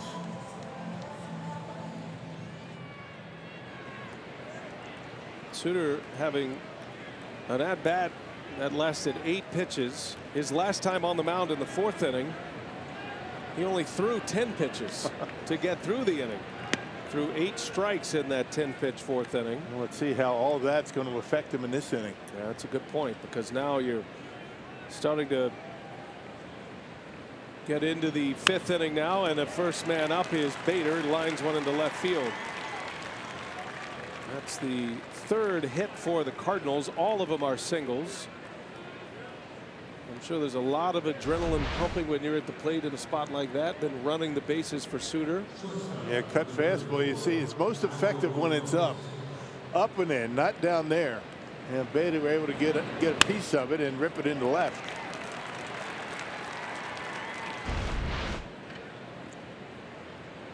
So it's a leadoff single. First time today the Cardinals have had their lead man reach. Bottom of the St. Louis order coming up here, though, in the 5th, including the pitcher spot, which will be interesting to see what Matheny does. The Cardinal manager does have action in his bullpen. 4-0 Brewers. 2 RBI double by Suter. Yelich with a homer. Manny Pena with a 2-out RBI single. All 4 runs have been plated with 2 outs.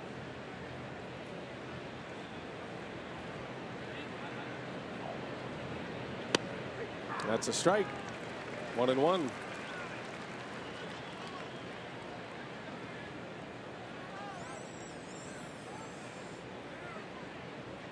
Yairo Munoz. In the air to left. That's hit well. And that's going to fly out of here. 2-run home run by Yairo Munoz. His first of the year. And the Cardinals with a quick strike. A 2-spot on the board in this 5th inning. Yep, bottom of the order. Bottom half of the batting order. Single homer. And again, we were wondering how that long at bat running the base was going to affect him. And when he leaves them down there, they become very hittable. And Munoz, not known for the big offense, able to hook one out of here. Just does squeak over that left field fence. Francisco Pena now fouls one away. That's the first major league home run for Yairo Munoz, playing in his 19th game in the big leagues. Cardinals will be able to retrieve that ball for him. So that'll be one on his trophy case for years. And his first home run coming at Miller Park. All smiles, the 23-year-old shortstop.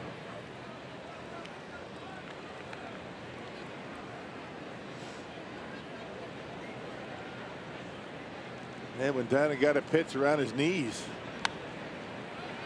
that's where Suter is effective, where he threw that last one. Munoz showed some power in the minor leagues for the Cardinals. Hit 13 home runs last year. He was in the Oakland system. Ground ball off the foot of Pena. You might remember the Cardinals traded Stephen Piscotty to the Oakland Athletics, so Piscotty could be near his ailing mother. His mother's actually passed away since that time. She passed away just a month ago. But the Cardinals wanted to make sure that they did right by Piscotty. So they made a deal, worked out a trade. Piscotty's been in the big leagues with the A's. They got a good infielder back in Yairo Munoz, and so it all worked out well. And now Munoz ends up as the starting shortstop.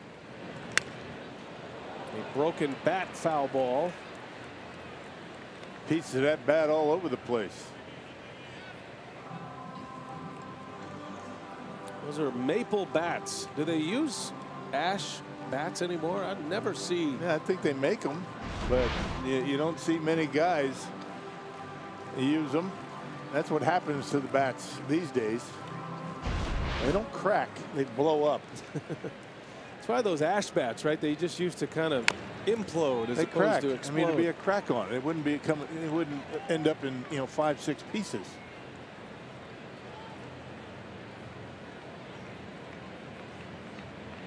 The type of wood has evolved over the years. Back in the old days, the Babe Ruth era, they used hickory bats. It's a fair ball to Shaw, all the way across the diamond for out number 1.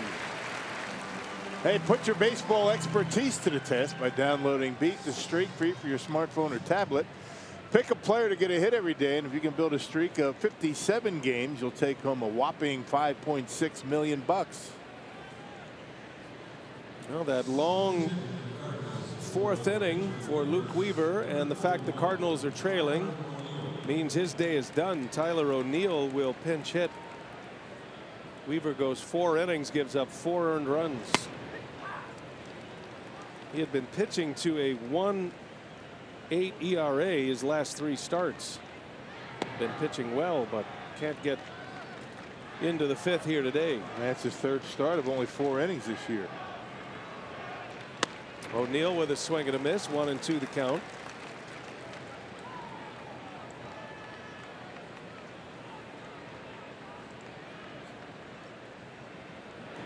And down he goes.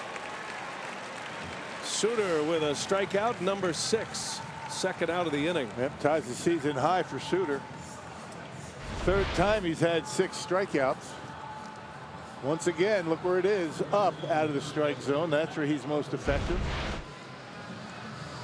I guess as a hitter, you see the spin of that cut fastball. You're expecting it to come back into the zone. It never does.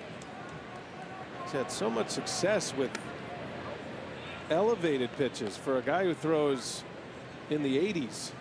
It's remarkable. And he gets hurt on pitches down in the zone, which is where you would think that everybody would tell you to throw when you're throwing sub 90 miles an hour. That's a deep one in the air to right. Matt Carpenter is going to send one out, and the Cardinals are within a run. Solo home run for Matt Carpenter, his 6th homer of the year, and it's 4-3.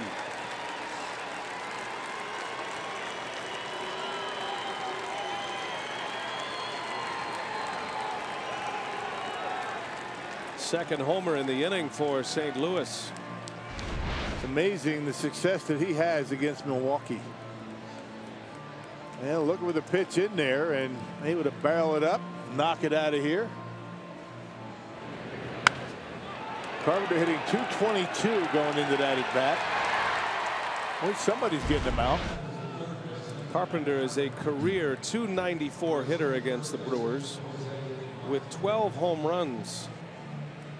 107 games played. That's number 13 of his career against Milwaukee.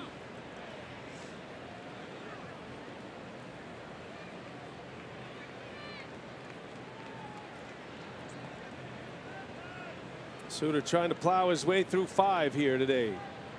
Still leading by a run, and that'll get him into the dugout. Fly ball to right, Martinez to Yelich. And that will retire the side, but St. Louis scores 3. It's 4-3 Brewers on Memorial Day. We head to the bottom of the 5th inning. It'll be the top of the order. Lorenzo Cain, Christian Yelich, and Jesus Aguilar coming up.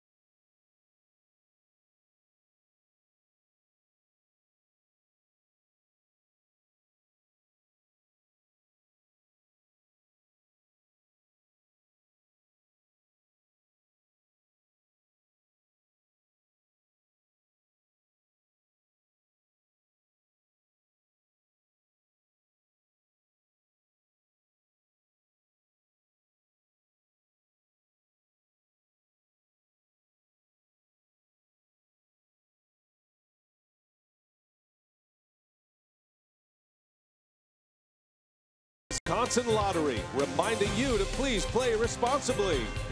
By Ascension, coming together to give healthcare a better name. We are Ascension. And by Wisconsin Dells, the water park capital of the world. Brewers Cardinals, we head to the bottom of the 5th now at Miller Park. Shadows starting to creep out in this Monday afternoon. Hope you're having a great Memorial Day with family and friends, hopefully, and know that we're thinking about you if you are one who has lost a loved one serving our country. We remember all those who paid the ultimate price. That's what we enjoy so much about this particular day in baseball, is that it shines a great spotlight on this holiday, specifically Memorial Day, and make it a year-round thing. Right, not just on Memorial Day. You should be thinking about those folks every day. Lorenzo Cain leads off here in the Brewer half of the 5th inning.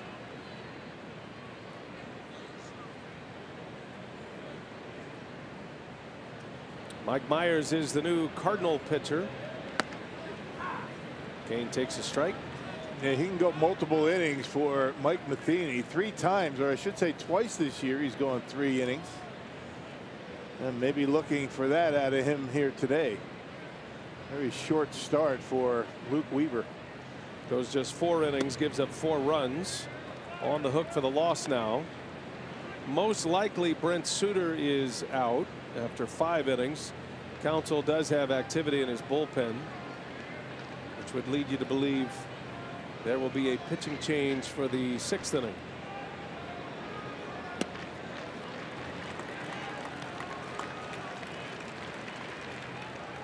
Taylor Williams is loosening in the Brewer pen.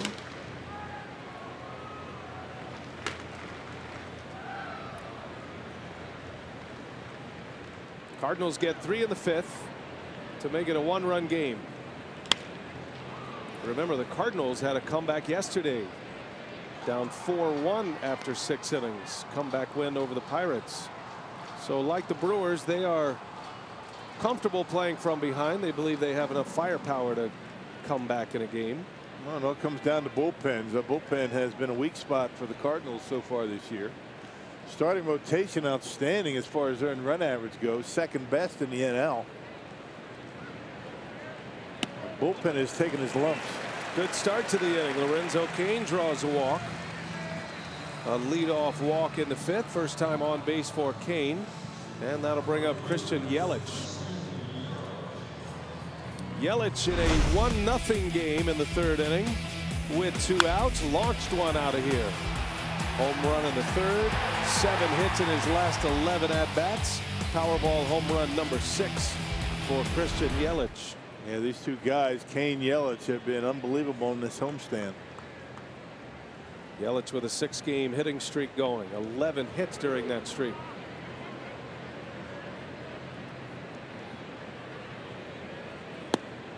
This would be a running situation for Lorenzo Cain.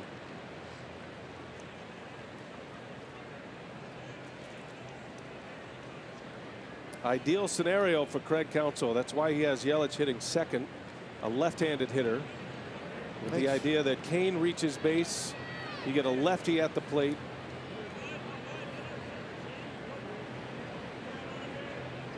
And making it a little bit more difficult on the catcher with a left hand. A lot of times, you know, you might not see him take off right away. You get a little bit of a delay in your set up to throw to second base. That and the fact that Yelich doesn't mind hitting with 2 strikes. Don't let him run. And he can hit the fastball, as we've seen. Sometimes you get more fastballs with a base stealer at first base. So it all kind of plays into the plan. The skill of Cain and then the skill of Yelich. That's why it fits so perfectly. This guy does use his fastball quite a bit. You know, fastball, slider. Cain has 11 steals. He's been caught 3 times. A ball and no strikes on Yelich. Long pause, and time is finally granted.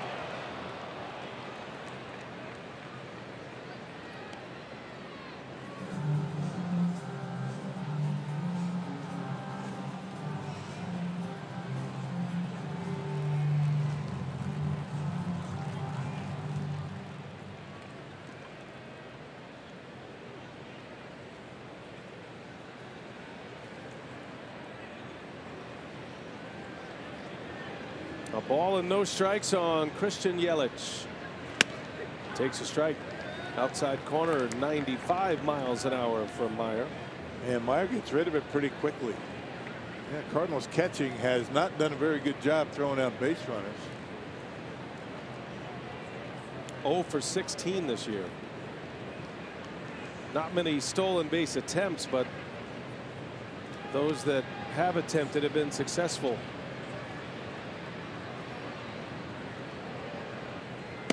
That's unusual with Yadier Molina. He was behind home plate for a lot of that. Well, Molina's like that shutdown cornerback in football, right? Runners hardly even attempt stolen bases on him. And when they do, it's almost, you just do the math of how long it takes the pitcher to get to home plate, how fast you can make it to second. Kane's been content to stay put, though, and now Yelich in a 2-2 count. Well, give him an opportunity to knock one out of here again. You got Aguilar on deck. You got home run power. You don't want to be making outs on the bases. Ball is traveling well today. Roof all opened up. Warm weather. Hitter's Park. 2-2. And Myers checks on Kane.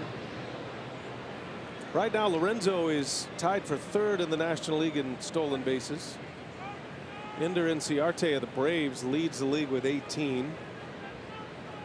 Kane with 11.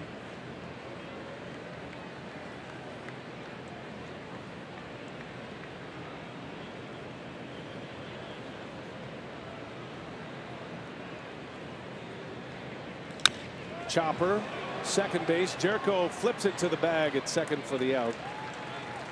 First out of the inning. Yelich replaces Kane at first. Pretty good fastball, 97 with a little sink on it. Mike Myers. That's a good pitch.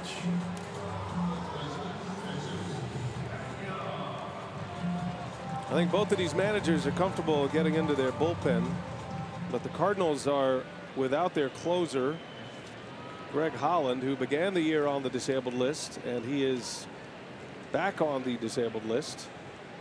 Bud Norris has been their headline in the bullpen this year. He has been fantastic. Pitched a scoreless inning yesterday. Cardinal bullpen at .424 earned run average. 5th lowest in the NL. Yeah, the Marlins bullpen earned run average at 5.76. They have had a difficult time so far. Brewers at .249. Best in the big leagues. Most strikeouts in the big leagues, the Brewer bullpen. Aguilar takes a strike.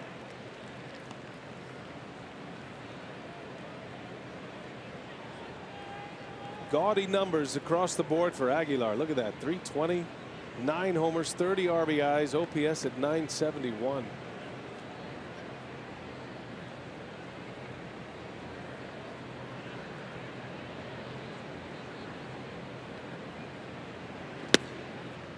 And those numbers primarily coming despite the fact he was in and out of the lineup in the first couple of weeks of the season.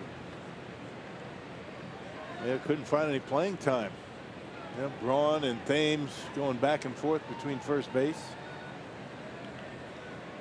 He's got 30 RBIs and 30 starts. Wave and a miss. Nasty breaking ball, the slider. And it's 2-2 now on Aguilar.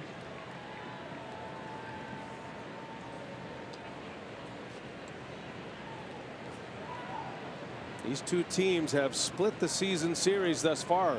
This is the 3rd series matchup.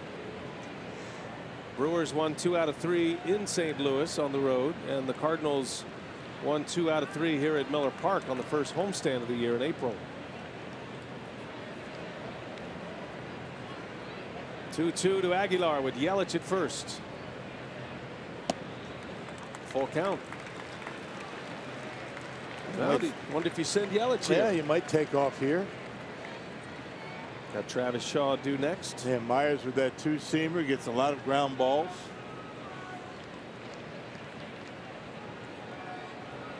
Maybe let him run and Maybe avoid the double play. Aguilar's good with 2 strikes. He'll shorten up, try to put the ball in play.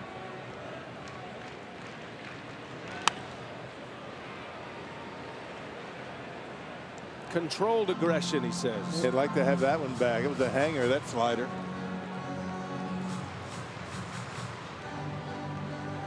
Yellett's giving no indication that he wants to run. Yeah, that was that said hit me all over it, fouled it off. You can see his reaction.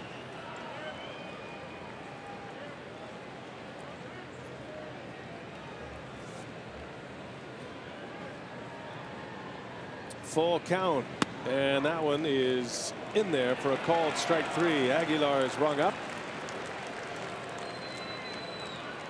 2 outs in the inning now, still a runner at first. First strikeout for Myers. Now the Powerball home run leaderboard has Travis Shaw sitting at the top. 13 home runs on the season for Shaw. Aguilar has 9 on the year. Travis is 4th in the National League in home runs. He's tied for 2nd in the NL in extra bases. Has 27 extra base hits. And he's top 10 in RBIs as well.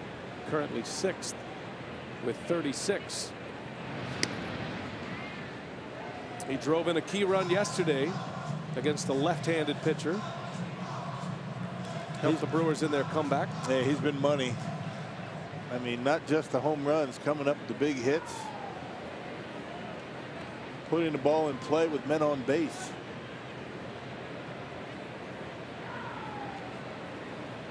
Four 3 Brewers here in the bottom of the 5th. Shaw takes a strike. Yesterday the Brewers were down 2 in the 7th inning. Scored 4 runs against the Mets. Shaw had an RBI single in that inning. Domingo Santana had the 2 RBI double that put him ahead. Santana not in the lineup today with Braun returning. Shaw breaks his bat. That's a little flare, and that is going to fall. Yelich on his way to 3rd. And Travis Shaw keeps the inning alive. That's what we're talking about. Not always hitting the ball hard, but able to find the hole. He'll take that. That brings up Braun with a couple of men on. Fastball in, breaks his bat, and able to dump it into right field. That continues a streak for Shaw reaching base. He has now reached base in 14 straight games. And he keeps the inning going for Ryan Braun. Now 1st and 3rd, 2 men are out. Yeah, this is why hitting Braun 5th is not such a bad deal. Going to have men on base, opportunities with runners in scoring position. At the plate presented by Wendy's. Braun 2 for 2, has a double and a single. He scored twice.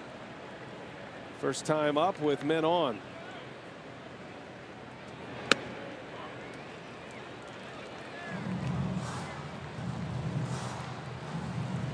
Two outs, runners in scoring position. Braun has thrived this year. 7 hits, including 3 home runs in situations like this. Let's see if the Cardinals continue to pitch him away. First pitch inside. They're coming back in there.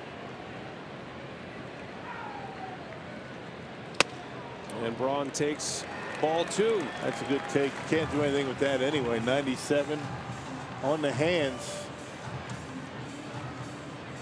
There's a fine line pitching in there. Every great hitter, pitchers want to work inside, but if you miss on the plate side of inside, look out.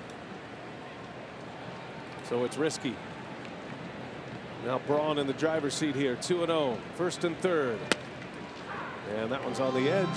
Well, he might have got a break with that call. Braun didn't like it. His first 2 trips to the plate, he has barreled up both. 105 off the bat in his first at bat. That was the double. And then nearly 108 miles an hour off the bat in the 4th inning. That single to right center.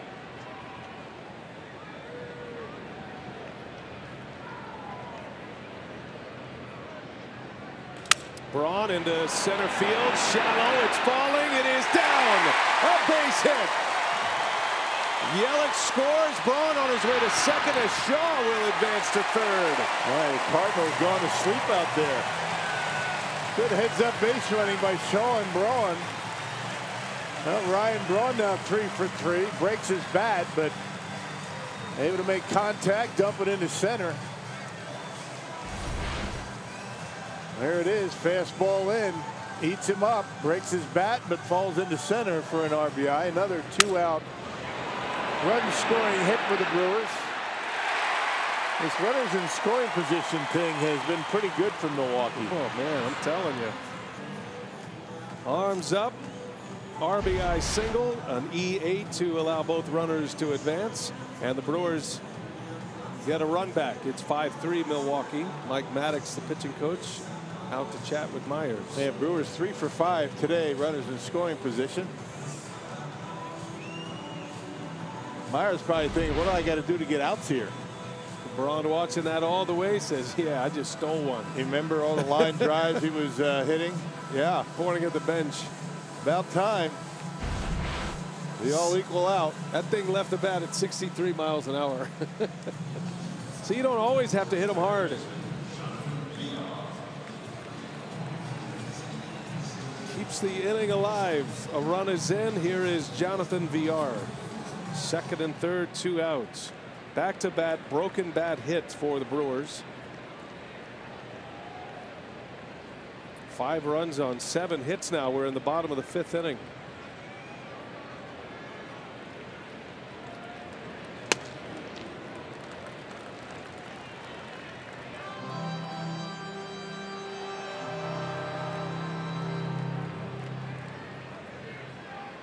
Cardinals playing their third baseman in tight, expecting a potential bunt here with 2 outs. Yeah, this would be where a 2-out bunt for a base hit would make some sense. A couple of men on. That's why you see Carpenter in with the bag. Not to say he's going to do it. Villar's got some pop in his bat. He's ahead in the count 2-0 and a swing and a foul. Villar had a terrific plate appearance in the 4th. He got down early, 0-2 in the count, ended up working it into a full count after a couple of foul balls, and then he drew a walk.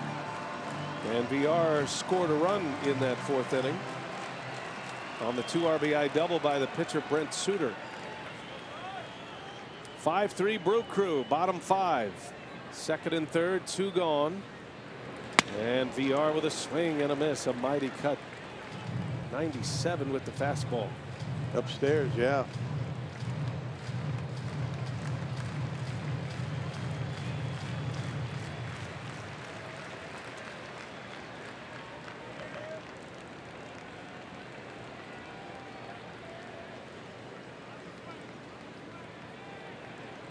Now a 2-2. Another one off the hands, fouled away.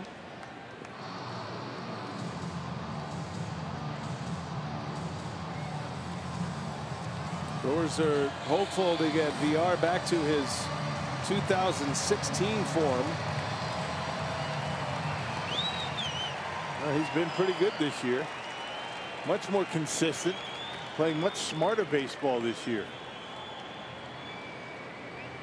Had an OPS over 800 2 years ago. Led the league in steals. And down he goes. Another big fastball. A strikeout to end the inning, but a couple of broken bat hits. And the Brewers get a run back as Ryan Braun drives in number 22.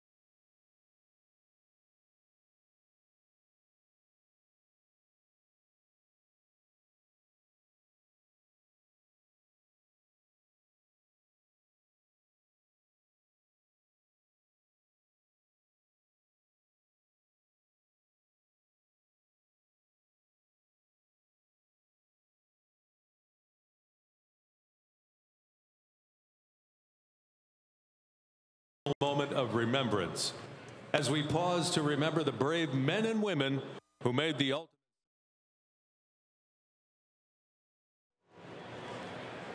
Ladies and gentlemen, on this Memorial Day, Major League Baseball and your Milwaukee Brewers are proud to once again participate in the National Moment of Remembrance, as we pause to remember the brave men and women who made the ultimate sacrifice in service to our country. We ask that you please join us now in this moment of silence as a collective good vibes and gratitude to the heroes who lost their lives while protecting the freedoms we enjoy today. A beautiful moment here at Miller Park, all across baseball. 3 p.m. local time, the National Moment of Remembrance. And Rock and I certainly have some charities that we're involved with, and certainly want to encourage you to reach out, and if you are so led, to try to make contributions to those charities. One of them would be, for me, Snowball Express. You can check them out at snowballexpress.org. And the other that's near and dear to my heart is the Children of Fallen Soldiers Relief Fund. And that website is cfsrf.org, Children of Fallen Soldiers Relief Fund. And I know you're very fond of the Honor Flight, Ron. Honor Flight, Stars and Stripes Honor Flight. And for those that are outside the Milwaukee area, there's a number of different Honor Flight organizations. Check them out online, donate. Also, Fisher House here in Wisconsin is something that I think is a great thing to be a part of. And we try to support them as much as we can. New pitcher is Taylor Williams. Brent Suter's day is over after 5 innings. He's in line for the win. And first ball swinging Tommy Pham. Fly ball to right. Pham retired. 1 pitch and 1 out for the hard-throwing young right-hander Taylor Williams.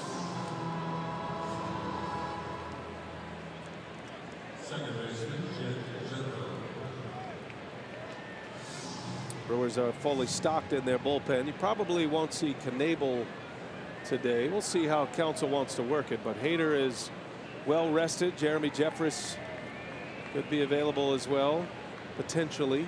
Matt Albers would probably be a premium option down there today as well. Haven't seen Albers in a while. Yeah, it's been since Tuesday against the Diamondbacks. He was pitching pretty well. Picked up a win that night. Jerko comes out of his helmet. Big swing. And we last saw Taylor Williams on Saturday against the Mets.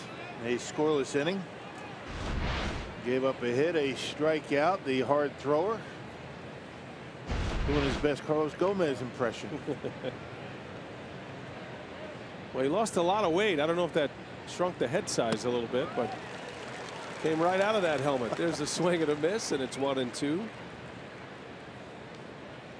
Brent Suter goes 5 here today. 3 earned runs, no walks, matched a season high 6 strikeouts. And he drove in 2 runs in an 8-pitch at bat. He had a double. Swing and a miss. Jerko strikes out Williams. That's a nasty slider. When he's throwing strikes with a fastball, that slider, if he puts it where he just did to Jerko, yeah, that's just a wipeout slider right there, off the edge, right on the edge at 86. 10 miles an hour slower than the fastball. He's got 2 versions of that slider. He's got the faster version with less break, and then that was more of the sweeper. But at 86, it's got plenty of velocity on it. 2 up, 2 down for Williams. He'll face Marcelo Zuna now.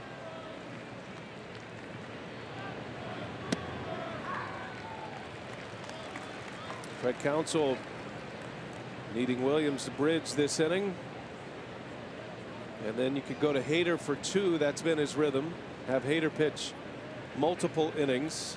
And when it's all set up the way you want it, the 7th and the 8th. Well, if Corey Knebel is not available, and we don't know that for sure, I would imagine you go maybe Albers or Jeffress. I don't know if Jeffress is available. They don't tell us that stuff in advance. Don't want to give that away, but you'd like to finish the game with Hader, maybe the 8th and 9th. We'll see. A lot of different options for Counsell. And it's not a set formula either. I mean, he knows he's got an idea what he wants to do, but Counsell uses his eyes, and he will play the hunch in this analytics age more than most managers, I would say. I think that's the beauty of it. And where he is in the opponent's batting order. Right now, Taylor Williams facing Marcell Ozuna, who hits 5th in the Cardinal batting order.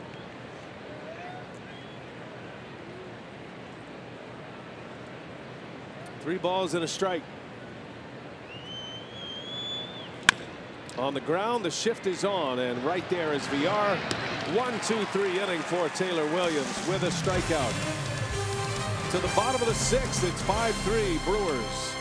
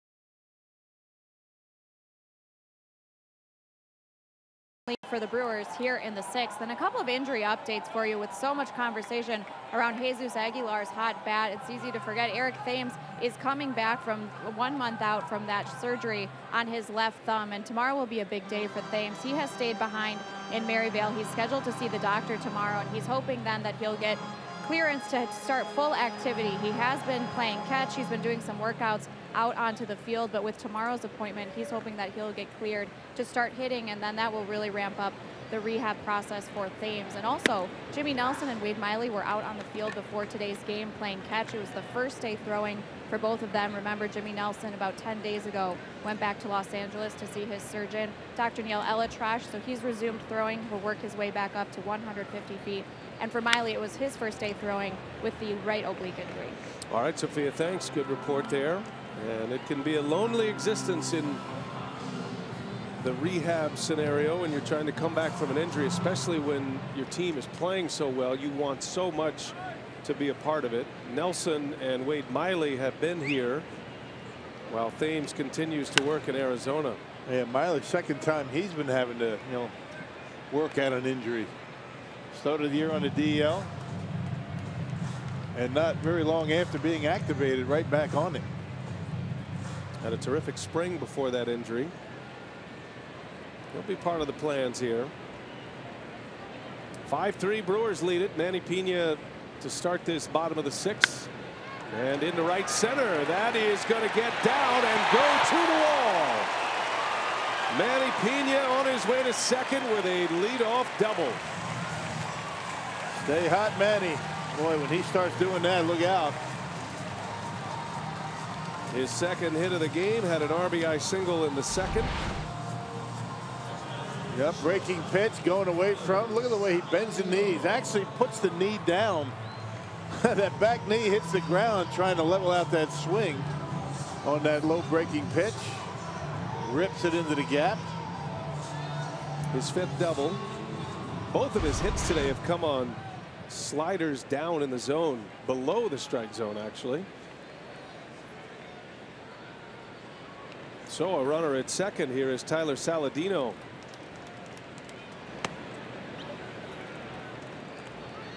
Instead of the uppercut, watch Manny. He goes down with the knees, and then after contact, the knee goes down. The back knee, you don't see that very often. Like Adrian Beltre. Yeah. He's a low ball hitter. The Pineapple Express.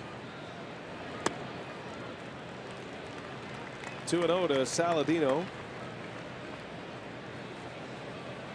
Cardinals have activity in their bullpen as well.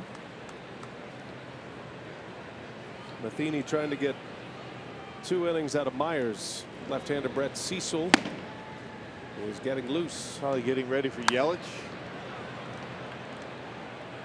Brewers are at the bottom of their order. Saladino, the 8th place hitter. You got the pitcher spot next. Santana's already moved on deck, so it'll be a 1-inning outing for Williams.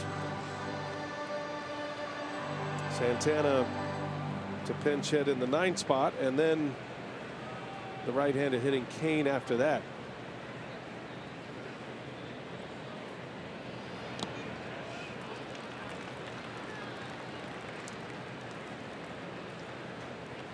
The Brewers have scored in every inning with the exception of the first. Single tallies in the 2nd, 3rd, and 5th. They put 2 on the board in the 4th inning. That means the Brewers have 8 innings now in the last 3 games, scoring multiple runs in an inning. That's a lot. That's hard to do. And Saladino into center field. Hit it like a bullet, but right at Pham for the first out. Hey, this season you can earn free Brewers tickets simply by filling up your car with gas. Complete a BP Come On Back card by making 7 purchases of 8 or more gallons of gas at participating BP stations. And you get a free terrace level ticket to an upcoming Brewers home game. Learn more by calling 414-902-4000. So Domingo Santana at the plate for Milwaukee. 2 for 5 as a pinch hitter.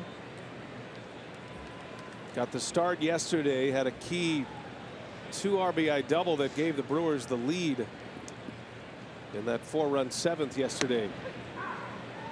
Punch one down the right field line. You see that more and more from Santana as of late, going to the opposite field. Craig Counsell having to navigate this 5 for 4 rotation. 5 players who are very productive and starting type players, frontline players in a major league lineup for 4 positions. The 3 outfield spots and first base.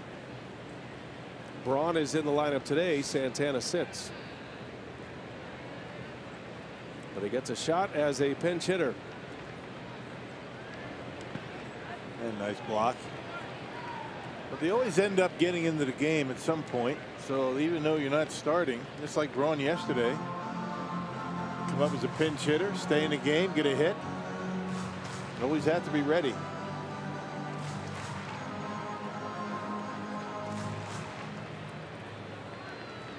Good problem to have. Cardinals will be throwing 3 right-handed starters in this series.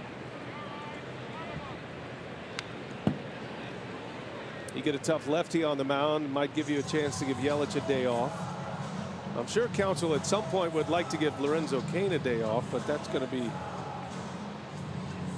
difficult because Cain wants to play every day and is producing in a big way right now. So he's not a bat you'd want to have out of the lineup. That could be said for a lot of these Brewers hitters, actually. 2-2 to Santana, pinch hitting in the 6th.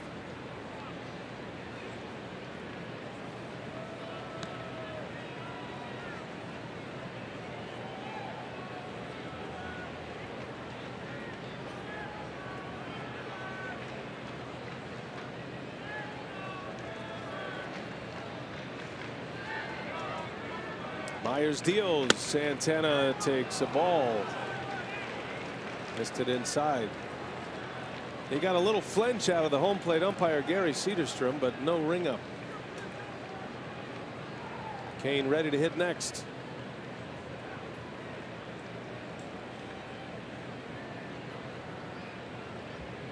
Santana has Pena at second base, a leadoff double. In the air, left center, long run for Pham. Pena's going to tag. Pham makes the catch. Pena on his way to third base, and he is in there. 2 outs in the inning. Pena ends up at third for Lorenzo Cain. Yeah, just got it down on the handle, just enough to keep it in the ballpark. Just a little bit behind it. Had a good swing, but that big fastball from Myers got in on him a little bit.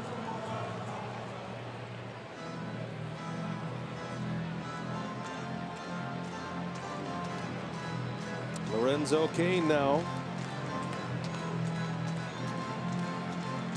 Well, tagging up with 1 out after a catch, and you end up at third with 2 outs. It's not a huge advantage, but it can be with a guy like Cain at the plate, who gets a lot of infield hits. Brings the wild pitch or pass ball into play as well. If you can make it, you take it, but you got to make sure you can make it.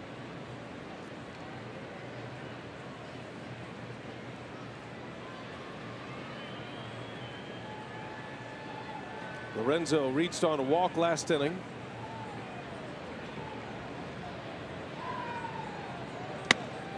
This is probably Myers' last hitter, with Cecil, the left-hander, ready in the Cardinal bullpen. Yelich due up next, a left-handed hitter.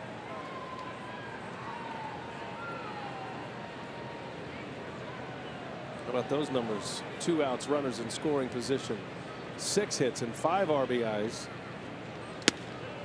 And there's strike 1. Threw him a 2-0 slider and got the strike. Front door slider at that, right on the inside corner. We used to call those hanging sliders, but yeah, you don't want to call those. By design now, I guess. Cain into right field, hits it sharply, but that'll be in the glove of Bader, and that will retire the side. Brewers let a leadoff double go away. On this Memorial Day, USAA honors our fallen heroes.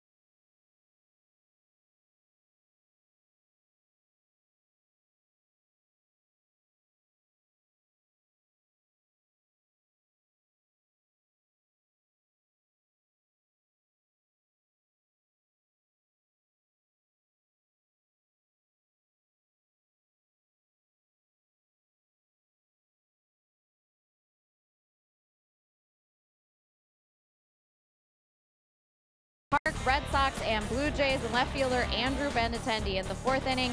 A 3-run shot for him, his 7th home run of the season. He would follow it in the 6th inning with a run-scoring triple, so Benintendi on the day would finish 3 for 5 with 4 RBIs. The Red Sox won that one 8-3, and the Red Sox now go to 37 wins on the season and 20 games above 500. Just an impressive run for them. That is going to be a great race to watch. The Red Sox and the Yankees, 2 best records in baseball. The Brewers have the 3rd best record in the game to start play today. Brewers at 34-20, best record in the National League. Matt Albers sighting here today, Rock. It's been a while since he's been on the mound, but he will get the 7th here for the Brewers. Yeah, has been unscored upon in 16 of 20 appearances so far this year. We last saw Matt on Tuesday against the Diamondbacks, a 3-up, 3-down inning for his 3rd win of the year. Overall, great numbers, 117 the earned run average. It's protecting a 2-run lead here. The Brewers up 5-3. Cardinals scored all 3 of their runs in the 5th inning. 2 homers in that inning. Yairo Munoz, who's due up next, and Matt Carpenter.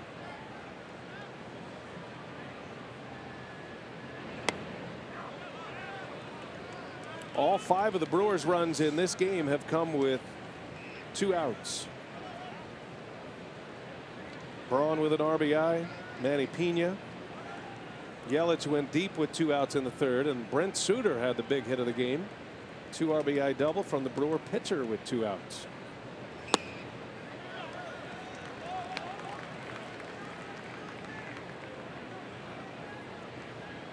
Harrison Bader had a single to start the 5th. He was on when Munoz went deep in that 5th inning. One of the prize prospects from the Cardinals system.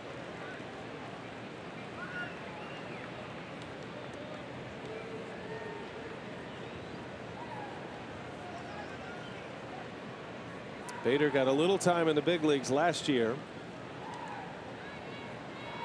Hoping for almost a full season this season. Swing and a miss. Yeah, good pitch. 2-seamer down and in.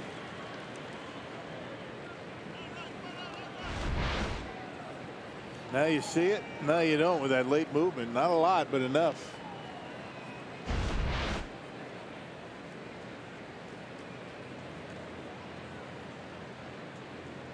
Full count. Albers deals and a ground ball. Big chopper to Shaw's got to hurry. And the throw just in time to get the speedy Bader. Out number 1. Good comeback by Albers. Down 3-0. Hey, today's time of the game winner, the Frontier Bar in Poignette. You ever been there? Yeah, I go there all the time. Near Portage. If they call the Brewers by 10 o'clock tomorrow morning, they get 40 tickets to a Friday night game in the Miller Lite Beer Pen. This offer courtesy of the Tavern League of Wisconsin and Miller Lite. Sounds like a great spot, the Frontier Bar in Poignette. What's the drive time on that from here, Rock? Portage, 1.5 hours. Give or take, depending on who's driving. Yairo Munoz at the plate with 1 away. It'll be a memorable day for him. Popped his first big league home run. 2-run homer in the 5th inning.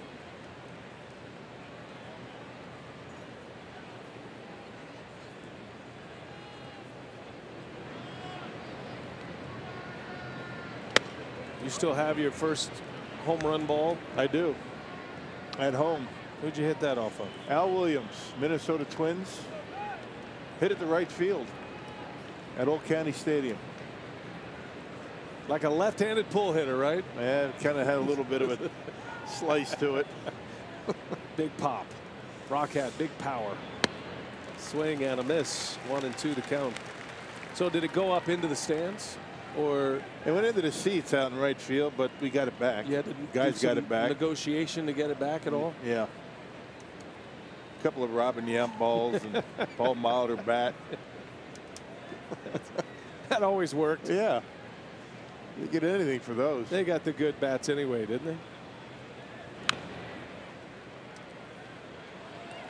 scale of 1 to 10, 10 being a Robin Yount bat, what was the Bill Schroeder bat when you first came up?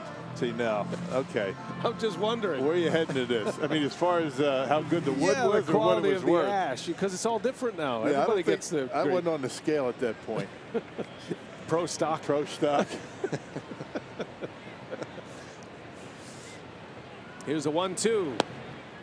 You know, back in the day, you know, when you had the old Louisville Sluggers, the ash Yeah. bats. I mean, the thick, Had the grains. straight grain Yeah, was what you wanted. Maybe if you had a knot in the barrel of the bat, that was big league. But It's such a science to discovering whether a bat was of big league quality or not. these days, you don't even see any grain in them. No. They're all perfect. There's a swing and a miss, and Albers with a strikeout. He gets the rookie Munoz. 2 gone in the 7th inning now for Matt Albers. That's that two-seam fastball once again. Just a little bit of late move. That's a big old hack with 2 strikes for that shortstop. Maybe thinking about another home run.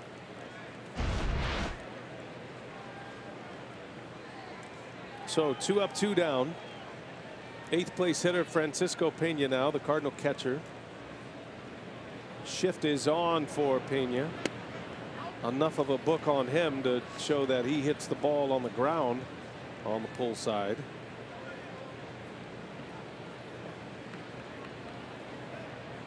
And he's probably experiencing the first wave of shifting defensively in his career, as he's getting a lot of playing time now with Molina on the bench. It's got to rattle you as a hitter, I think, a little bit when you see the defense set up like this. Yeah. What do they know about me? And when in doubt, see if he's going to be able to go to the opposite field. We don't have a whole lot on the hitter. We chase that breaking ball. And Albers has him in a 1-2 count. But, you know, these days you've always got something on everybody. I don't care if they just got called up for the first time. Somebody's seen them. Yeah, they're charting that in the minor leagues as well. The 1-2. Little jam shot, foul. That'll be in the Sophia Minard area. Everybody okay down there, Sophia? All good. We've got Woody down here for Nice. security. Or as we call him, the ugly finder. Not really. The pretty finder, Woody. One of the best in the business right there. Keith Wood. 1-2 on the way. He got him. He went back to that slider. Pena will secure it at first, and Albers hadn't pitched in 6 days, and he comes up with a 3 up, 3 down 7th with a couple of Ks. Let's turn it over to Rob Edwards and Miller Park's presentation of God Bless America on this Memorial Day at Miller Park. Please stand for God Bless America, led by Bob Kozlowski from the Brewers Guest Services. God bless America, land that I love. Stand beside her and guide her through the night with the light from above. From the mountains to the prairies to the oceans white with foam. God bless America, my home, sweet home. God bless America, my home, sweet home.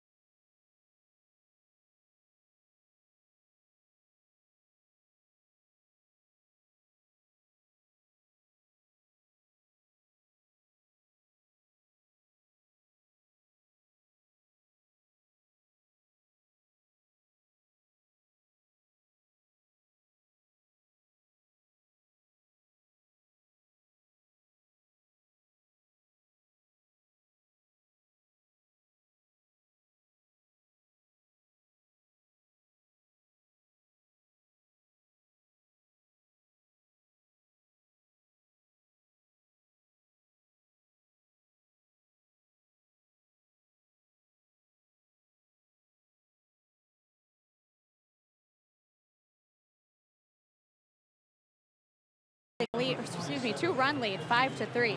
And it's BCF week at Miller Park all week long, and through Wednesday afternoon's contest, fans can stop by BCF's table at Miller Park on the field level's third base side to spin the prize wheel, play games like Plinko and the blind baseball grab, shop for all kinds of deals, with all of those proceeds going to Brewers Community Foundation. And yesterday, we told you about the BCF Ultimate Auction. That deadline is 8 p.m. tonight, so you can go to brewers.com/BCF auction. A number of great packages, 17 different auction items there. And of course, BA and Rock, this is our final opportunity. So the current bid for the behind-the-scenes Fox Sports Wisconsin experience is $1,650. So I don't know if this is our final opportunity to kind of up the ante there. All right, let's hope so. As Christian Yelich, and he dumps one into right field, a base hit. Yelich runs into Martinez, and Yelich will be tagged out, but that is going to be obstruction, I believe, and they're going to place Yelich at first base. So he's not out. Yelich was trying to turn and run to second base, and Martinez was standing right in the middle of the baseline. Martinez is calling out his manager. I'm not sure what that's all about, but the fielder has to get out of the way of the runner in that situation. Once the ball gets by the fielder has to give way to the runner. Before that, it's the other way around. Now, you can't stand there in the middle of the baseline like that. First base umpire Corey Blazer is all over it.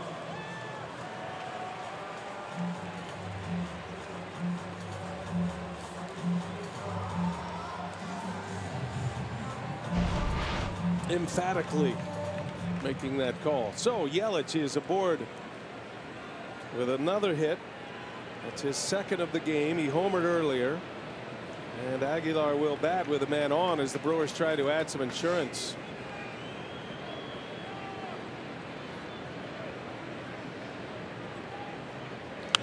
Aguilar pops it up a mile high, right up the pipe.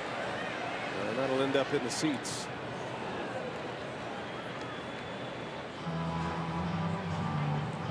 Brett Cecil, 10th appearance for St. Louis. He's been good for him this season. Yeah, 2 lefties down there. You also got Tyler Lyons, a left-hander. Yeah, Cecil last appeared on the 25th against the Pirates. 2/3 of an inning, gave up a run. No balls and a strike on Aguilar. Brewers getting good work out of their bullpen. Taylor Williams went a scoreless inning. He pitched the 6th. Had a strikeout in a 3-up 3-down inning. Matt Albers not pitching in 6 days. He comes out, works a scoreless 7th 3-up 3-down with 2 strikeouts.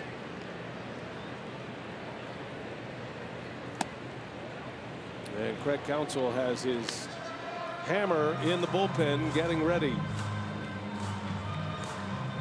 Cardinals will have 9-1-2 coming up in their batting order, and Josh Hader is getting loose. Yelich at first, Aguilar at the plate. Brewers in the middle of their batting order. Second year for Cecil here in St. Louis. Made an all-star team with the Blue Jays. Had 8 years in Toronto. Had some good years as well. A reliable left-hander.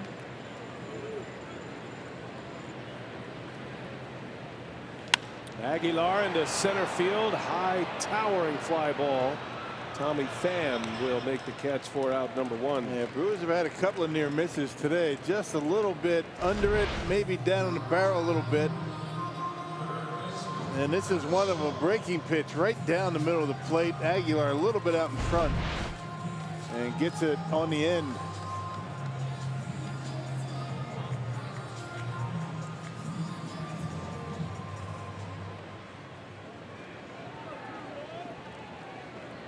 Here's Travis Shaw now with one away.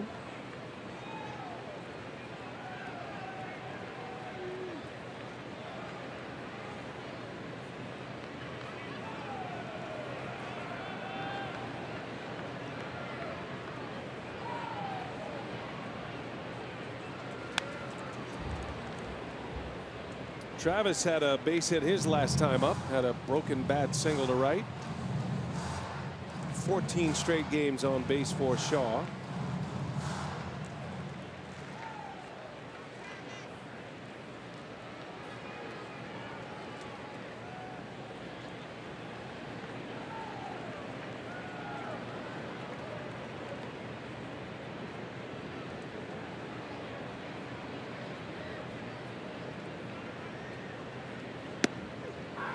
Travis had his bobblehead day yesterday, was a roaring success.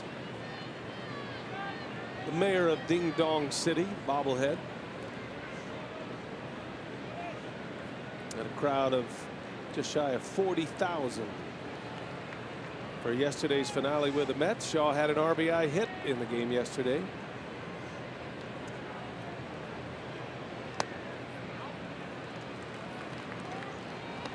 Mr. Consistency for this Brewers offense.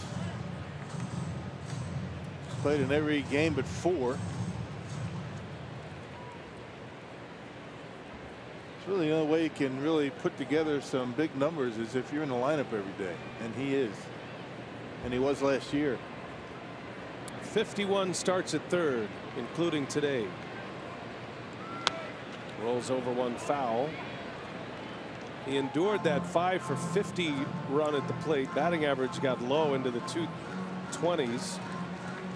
But he's hit for a high average over his last 17 games. If you add his 1 for 3 to the picture today.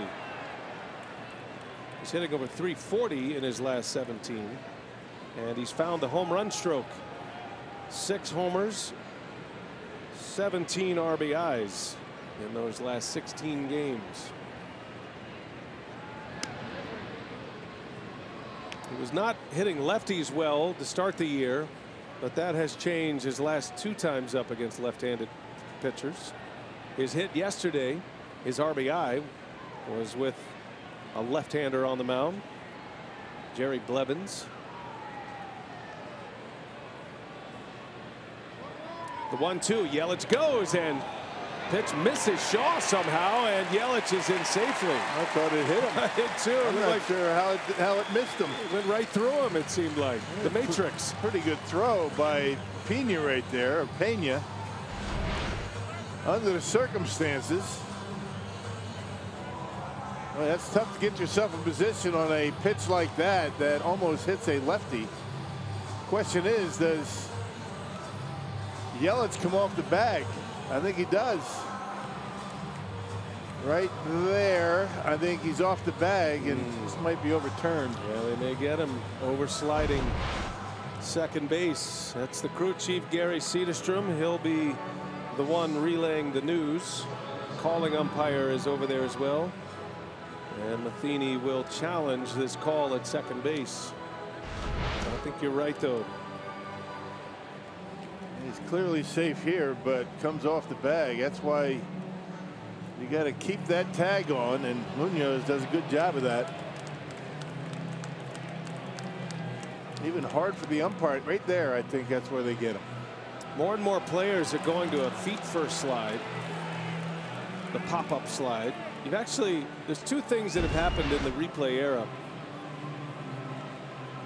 Base runners are having to change how they slide, and fielders are having to adjust how they tag. Right. Meaning they have to keep the tag on all the way through. Swipe tag doesn't work anymore. Biggest question is, when his hand comes off, is the foot on yet? So right there. Boy, not obvious, but hey, you understand why the Cardinals are going to look at it. This one could go either way. Tags on him there, and then, yeah, I don't know.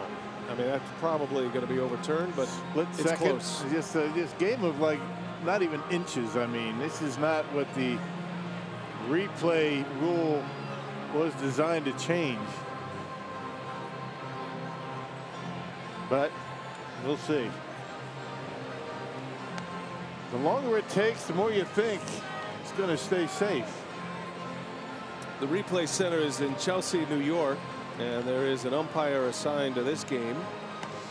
They don't release the names of those umpires in the regular season, but here comes the result. He is safe, so not enough evidence to overturn, I suppose. And the Brewers get a break. The call stands, and it's a stolen base for Yelich. It's amazing, isn't it? Nice slide, Christian. Attaboy. Keep all your stuff on the base next time. Minute 56.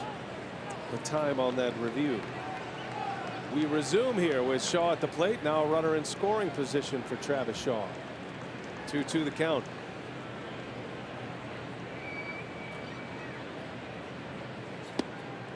Full count now. Man, you got a right-hander down in the bullpen. I would imagine he's going to come in to face Braun here.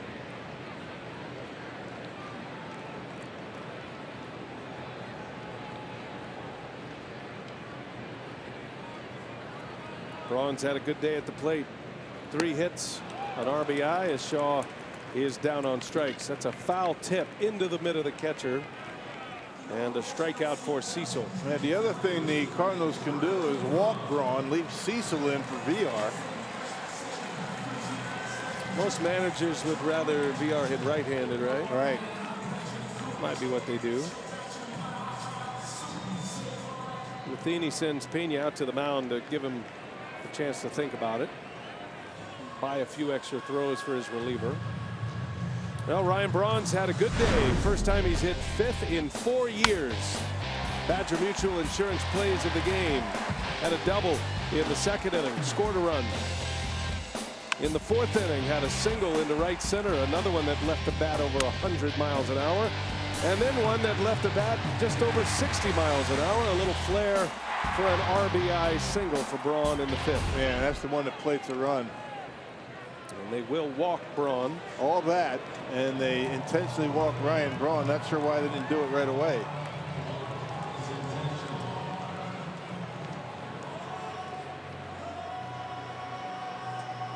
Well, that'll give VR another chance with men on base. Jonathan struck out with 2 on in the 5th inning. He walked with a man on in the 4th, and he hit a bullet to first for an out with a runner at 2nd in the 2nd inning. He's had a lot of teammates out there today. Both runners go, and VR takes a strike and a double steal. 3rd stolen base of the inning. Paying no attention whatsoever to Christian Yelich, and good job by Braun to back it up and steal 2nd.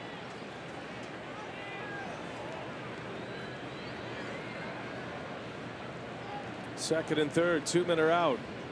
And VR sends one into deep left center field. This is going to fly. 3-run bomb. Jonathan VR. A game breaker. His 3rd home run of the season makes it 8-3 Milwaukee. And his first as a right-handed batter.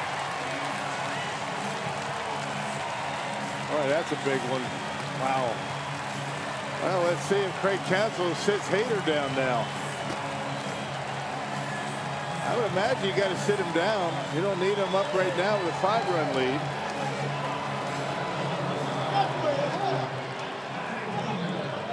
Well, they walk Ryan Braun intentionally, and 2nd pitch. Jonathan VR gets good extension and knocks that one way back into the Brewers bullpen. Wow. There you go, actually over the pin.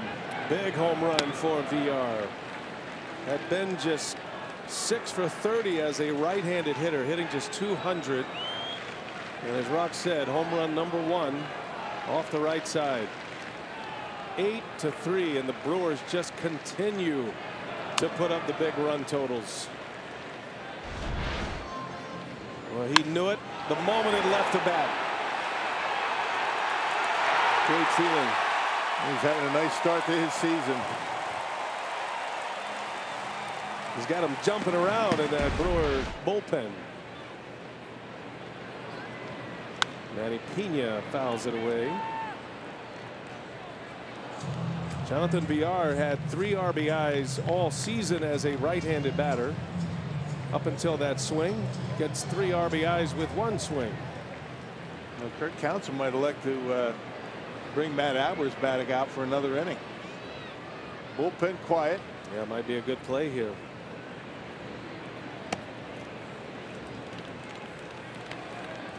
Now the Brewers score 17 runs on Saturday on 19 hits, 8 runs on 11 hits yesterday.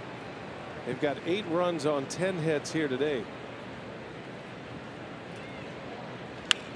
Pena on the ground on a hop to third.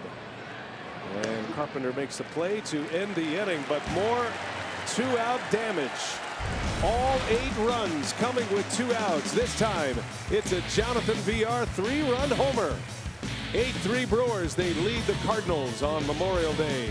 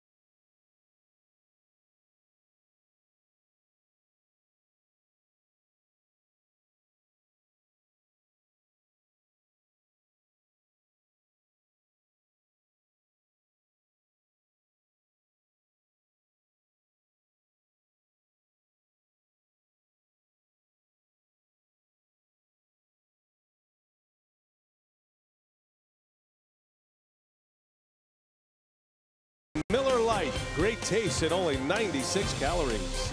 By Toyota, let's go places. And by USAA, join USAA in honoring our fallen heroes. Big swing of the bat by Jonathan VR, and that changes the game plan a little bit for Craig Counsell. VR with a 3-run home run. The Brewers have 8 on the board and a 5-run lead, and that'll mean Matt Albers will continue and will pitch in his 2nd inning here in the 8th. And bottom of the order continues to thrive. They've done a good job. When you include Brent Suter, his 2 RBIs, you got RBIs from Pena, you got 3 from VR. It's been a pretty good day for the bottom of the order. Greg Garcia will pinch hit for St. Louis. He'll hit in Cecil's spot. There's no more impactful RBI hits than the 2-out variety. You want to take the air out of an opposition, especially the 2-out 3-run homer.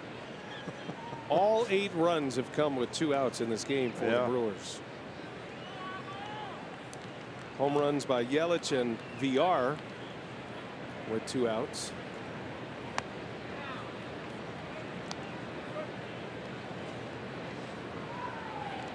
Another crooked number for the Brewers. Yeah, they've scored 14 runs in the 7th inning last 3 games. 7, 4, and 3. 6 defensive outs away from going to 7-1 on this homestand. Brewers have gotten a lot of benefit out of the 7th inning stretch the last 3 days. Yeah, 4 runs yesterday in the 7th.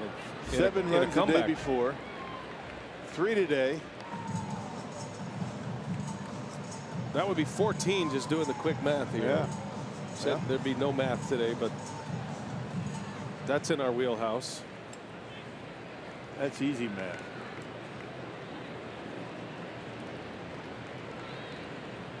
1-2 the count to Garcia. Top of the order coming next.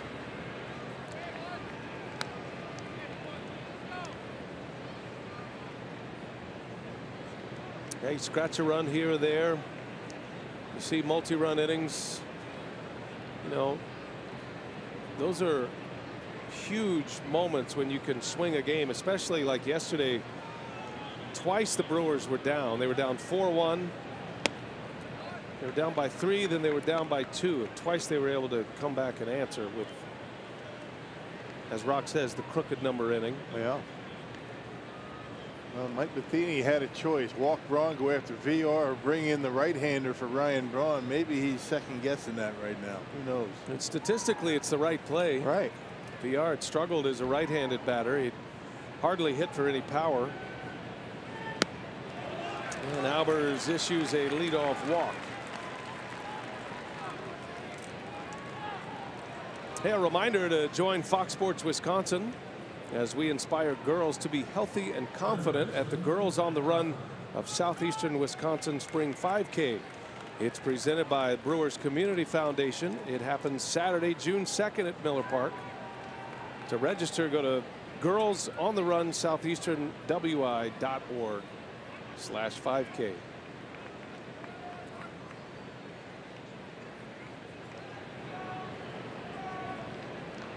Matt Carpenter with a man on. Leadoff walk.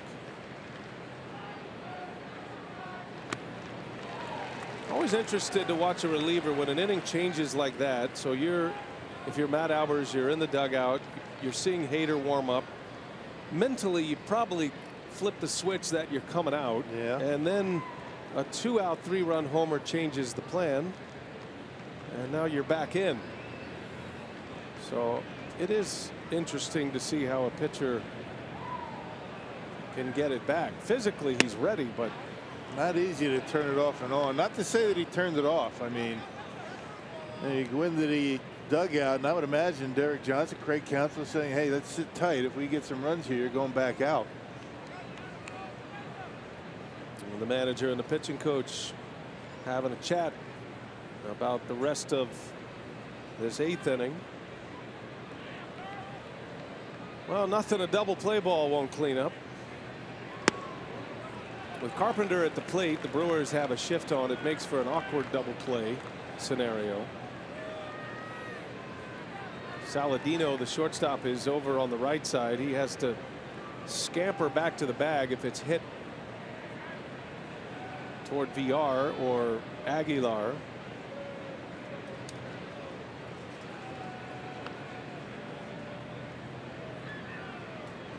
Carpenter hit a home run his last time up. Solo shot in the 5th. Swing and a miss. Take a little off. A couple of change-ups.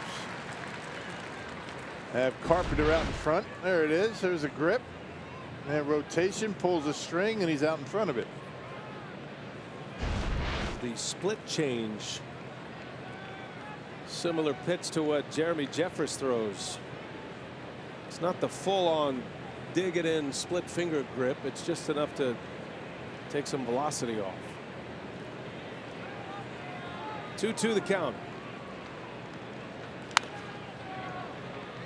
Big difference is Jeremy's is about 7 miles an hour faster. Of course, so's his fastball.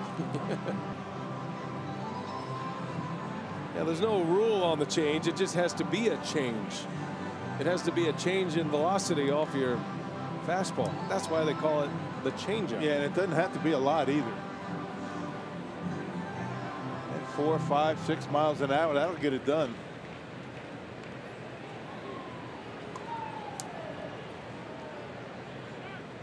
Maybe going back to it again here. 2-2 to Carpenter, and he lines one foul. Make a play. Ejecto mitt. Knocked it down. He did. He kept it in front and got the out. That's how you do it. His primary job is to protect the fans from line drives, and he did just that. He succeeded in the job description. Ball had a knuckling effect on him. It's not his fault. Not at all.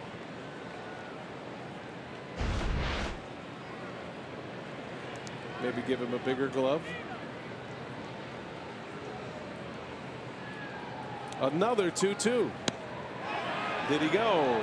Did not, says Aaron Cooper. Another full count for Albers, and you know, second inning, he's kind of grinding away out there. Well, you got two hitters you're facing that are grinder hitters in Garcia and Carpenter. Not budging on those pitches on the edge.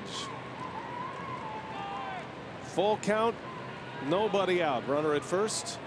Got him. He struck him out. Went back to the changeup, and Carpenter is gone. That takes some guts to throw at 3-2. No, he worked for that. There's the grip. And once again, last thing Carpenter's thinking is changeup. 5-run lead, full count. It was a strike as well. That was an 8-pitch at bat, making him work. First out of the inning, here is Jose Martinez.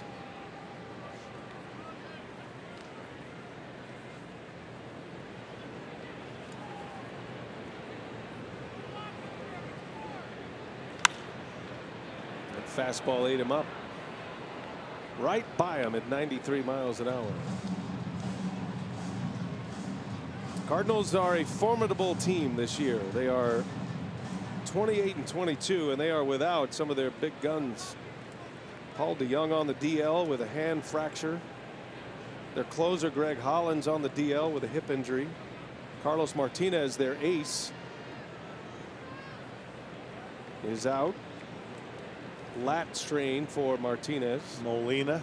Yeah, Molina has missed 19 games. He's going to be out for a while.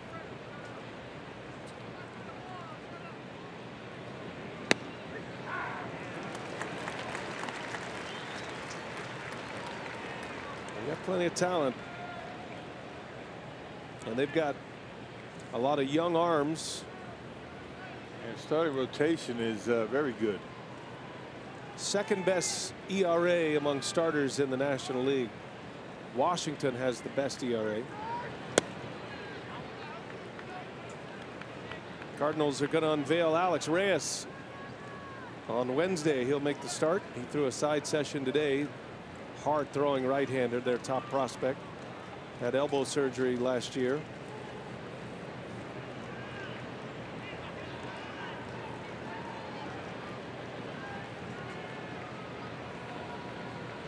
One ball, two strikes.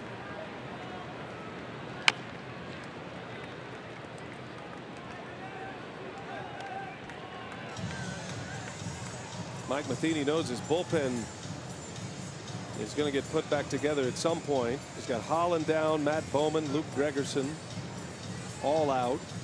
Wainwright's on the DL as well from the rotation. That'll be an interesting decision. That's three of their top guys. Yeah.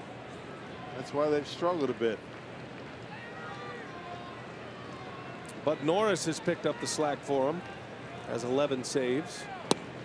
Did he go? He did not. 2-2 the count.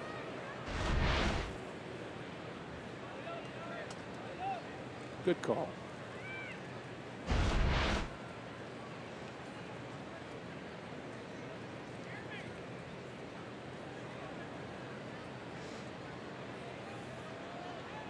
Albers pitching in his second inning. 8-3 Brewers in the eighth.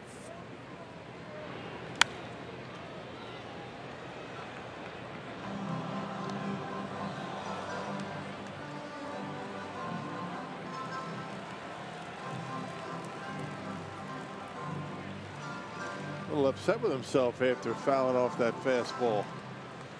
Felt like he should have hit that one somewhere.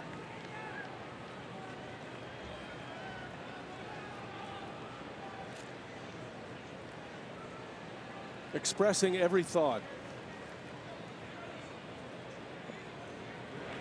On the ground, here's a chance to turn it. Saladino, VR, easy as it gets. 6-4-3 double play. Matt Albers barking on his way out. Nicely done. 2 scoreless innings for Albers. He faces the minimum with 3 Ks.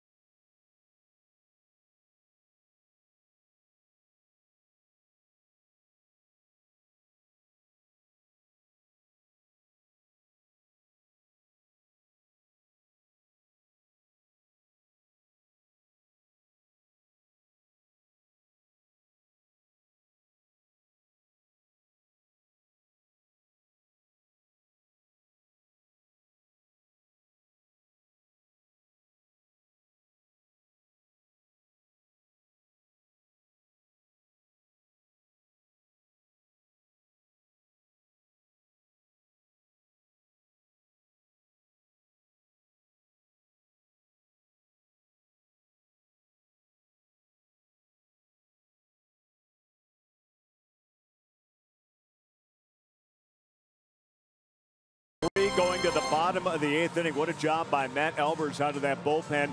2 scoreless innings for him. Brewers with a nice cushion right now as we near the end of this ball game. I've got all the post-game reactions set for you. Sophia will be on the field. We'll hear from Craig Counsell. Rock joins me out here in the right field corner, and we'll get you set for Game 2. Cardinals and the Brewers coming up tomorrow night here from Miller Park. Brewers Live post-game presented by Freighter and the Medical College of Wisconsin. BA? All right, Craig, looking forward to that. Big crowd today, nearly 43,000 on hand to see this one. And John Brebbia will be next out of the Mike Matheny bullpen as we go to the bottom of the 8th inning. Yeah, last appearance for Brebbia, 25th at Pittsburgh. Gave up a couple of runs in an inning of work. Yeah, Brebbia, right-hander, throws pretty well. Pretty similar stuff. And what we saw from Myers. Fastball slider from Brebbia. Tyler Saladino will lead off for the Brew Crew. 0 for 2 with a walk. Had a line drive out his last time up back in the 6th inning. 8 runs on 10 hits for Milwaukee. 8 2-out runs for him. And the Brewers have now scored 51 runs in the 8 games of this homestand. That is an average of 6.4 runs per game. And remember, they lost a 5-0 game. They were shut out. And they won a 1-0 game. So 50 of those runs coming in 6 different games. Well, 17 of them in one game. Brewers have gone, as Saladino strikes out, the last 3 games, 17, 8, and 8 have been their runs output. It's only the 2nd time this season to score 6 or more runs in 3 straight games. They did it back in late April as well. Yeah, Brett Suter is pitcher of record for the win. If it continues to go this way, and Suter does pick up the win, in his 4 wins as a starter this year, the Brewers will have scored 32 runs. Nice. Yeah. Run support. He's in that spot in the rotation. Eric Sogard will pinch hit for Matt Albers. Terrific work by Albers today, going 2 scoreless. A little shaky to start the 8th. Issuing a walk. Got into a long battle with Matt Carpenter, struck him out, and then the double play ball to end it.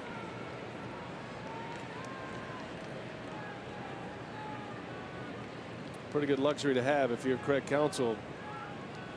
Whoever he rolls out there in that bullpen is succeeding at a high level right now. Try to get Corey Knebel dialed back in. Corey did have a save last night, answered a blown save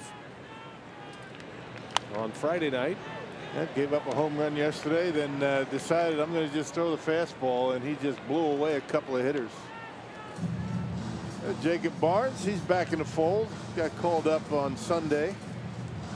Yesterday, that is, and probably see him here in the 9th. Brewers sent Adrian Hauser back to AAA after he pitched 2 innings on Saturday.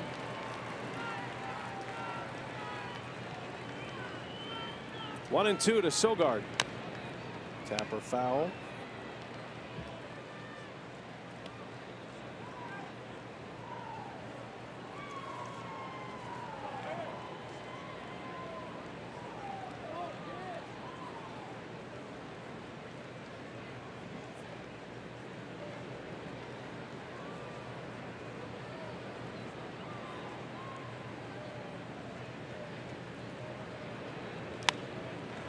Popped him up, and Carpenter makes the call.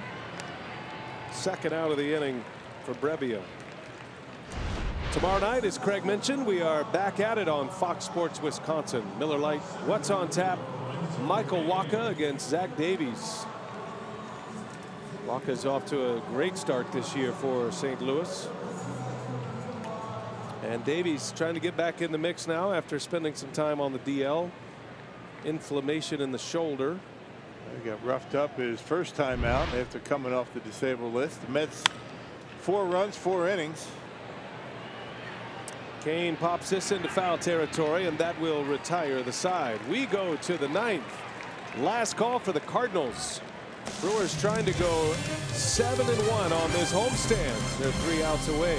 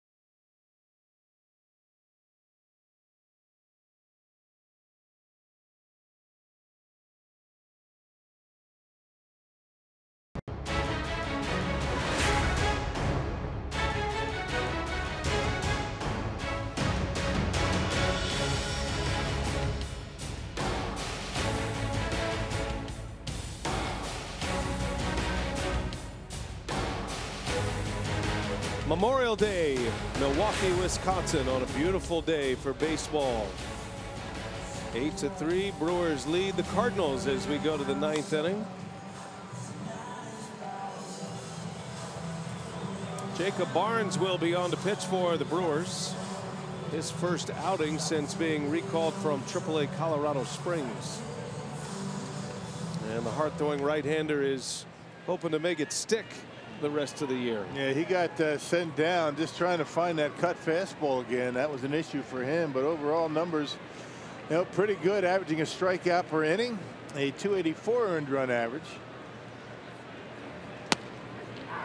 Well, like Orlando Arcia, the same reason was given for sending Jacob Barnes back to AAA briefly to refine his mechanics, and they didn't want to have him do that in the major leagues. When you're in a pennant race, you're a first place team, so you can get on a regimented appearance schedule in AAA. In the big leagues, you pitch when necessary. Right. So to be able to go down, work on a few things, namely command of the slider and the cutter. And you don't work on things in the big leagues. You got to have your game pretty well together. Now there was a day here, right? You know, a few years back, the Brewers are in that rebuild mode, and you might be given a chance to work it out, and you may be given a little extra leash, but that is not the case. It wasn't last year, and it certainly won't be this year. Yeah. It's all about results. And Barnes, of course, still has options on his contract, meaning he can be sent back to the minor leagues. Well, there's a good way to start it. Got a foul tip, strikeout. And his return to the big leagues. And out number 1 as we check in with Sophia. She's got more on Jacob Barnes. Yeah, we had the opportunity to catch up with him yesterday when he came back, and he said even though the outings weren't clean for him in AAA, it was 4 1/3 innings. He did give up 2 earned runs in those appearances, but he said it was really the side sessions and the bullpen work that was most important for him there. He said he felt like he had to improve the command of both of his pitches. He said he was kind of getting around too much on the cutter, wanted to improve on the fastball as well, getting all the way through on his delivery. So he feels like he did put in some good work in those side sessions. All right, Sophia, thanks. You see that just out of the reach of Christian Yelich, and Jed Jerko will have a 1-out double in this 9th inning. That ball just kept slicing further and further away from Yelich. Yeah, down in that right field corner. See if he gets a glove on it. Yeah, just barely, maybe just tick the end of the glove, but it's going to go down as a double. I'm sure Yelich would tell you he should have made that play. Right.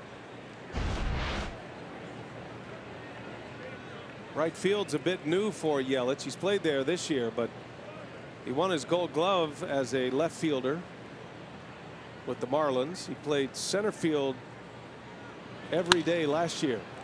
Ozuna with a hot ground ball to VR. There is out number 2. Some kind of homestand right now for Milwaukee. They went 7-3 on their last road trip. They are 6-1 and an out away from 7-1 on this homestand. And the offense is alive and well. Oh man, is it ever. And I think back to Travis Shaw after the Brewers got swept at Wrigley Field and were shut out in 3 of those 4 losses. Shaw saying, just chill, C-H-I-L-L. And he was right. Prophetic statement from Travis Shaw.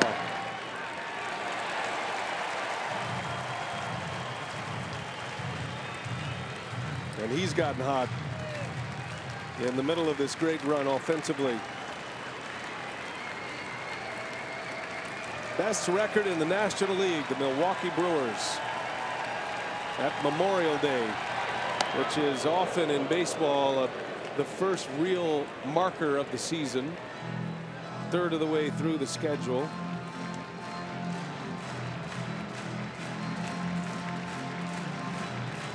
Memorial Day, the All-Star break, and then of course September. Yeah, Labor Day. 1 ball, 1 strike on Harrison Bader. Popped him up. This should do it. VR makes the catch. The ball game is over, and the Brewers continue to win. 8-3 the final today. Brent Suter not only picked up his 5th win, he drives in 2 with a double, a key hit in this game in the 4th. All 8 runs for Milwaukee coming with 2 outs. And the Brewers are shaking hands at Miller Park once again, having won 7 of 8 on this homestand with 2 to play. Brewers Live is coming your way after the break. Craig Kashawn is standing by. He'll be joined by Bill Schroeder. That's all coming your way next on Fox Sports Wisconsin.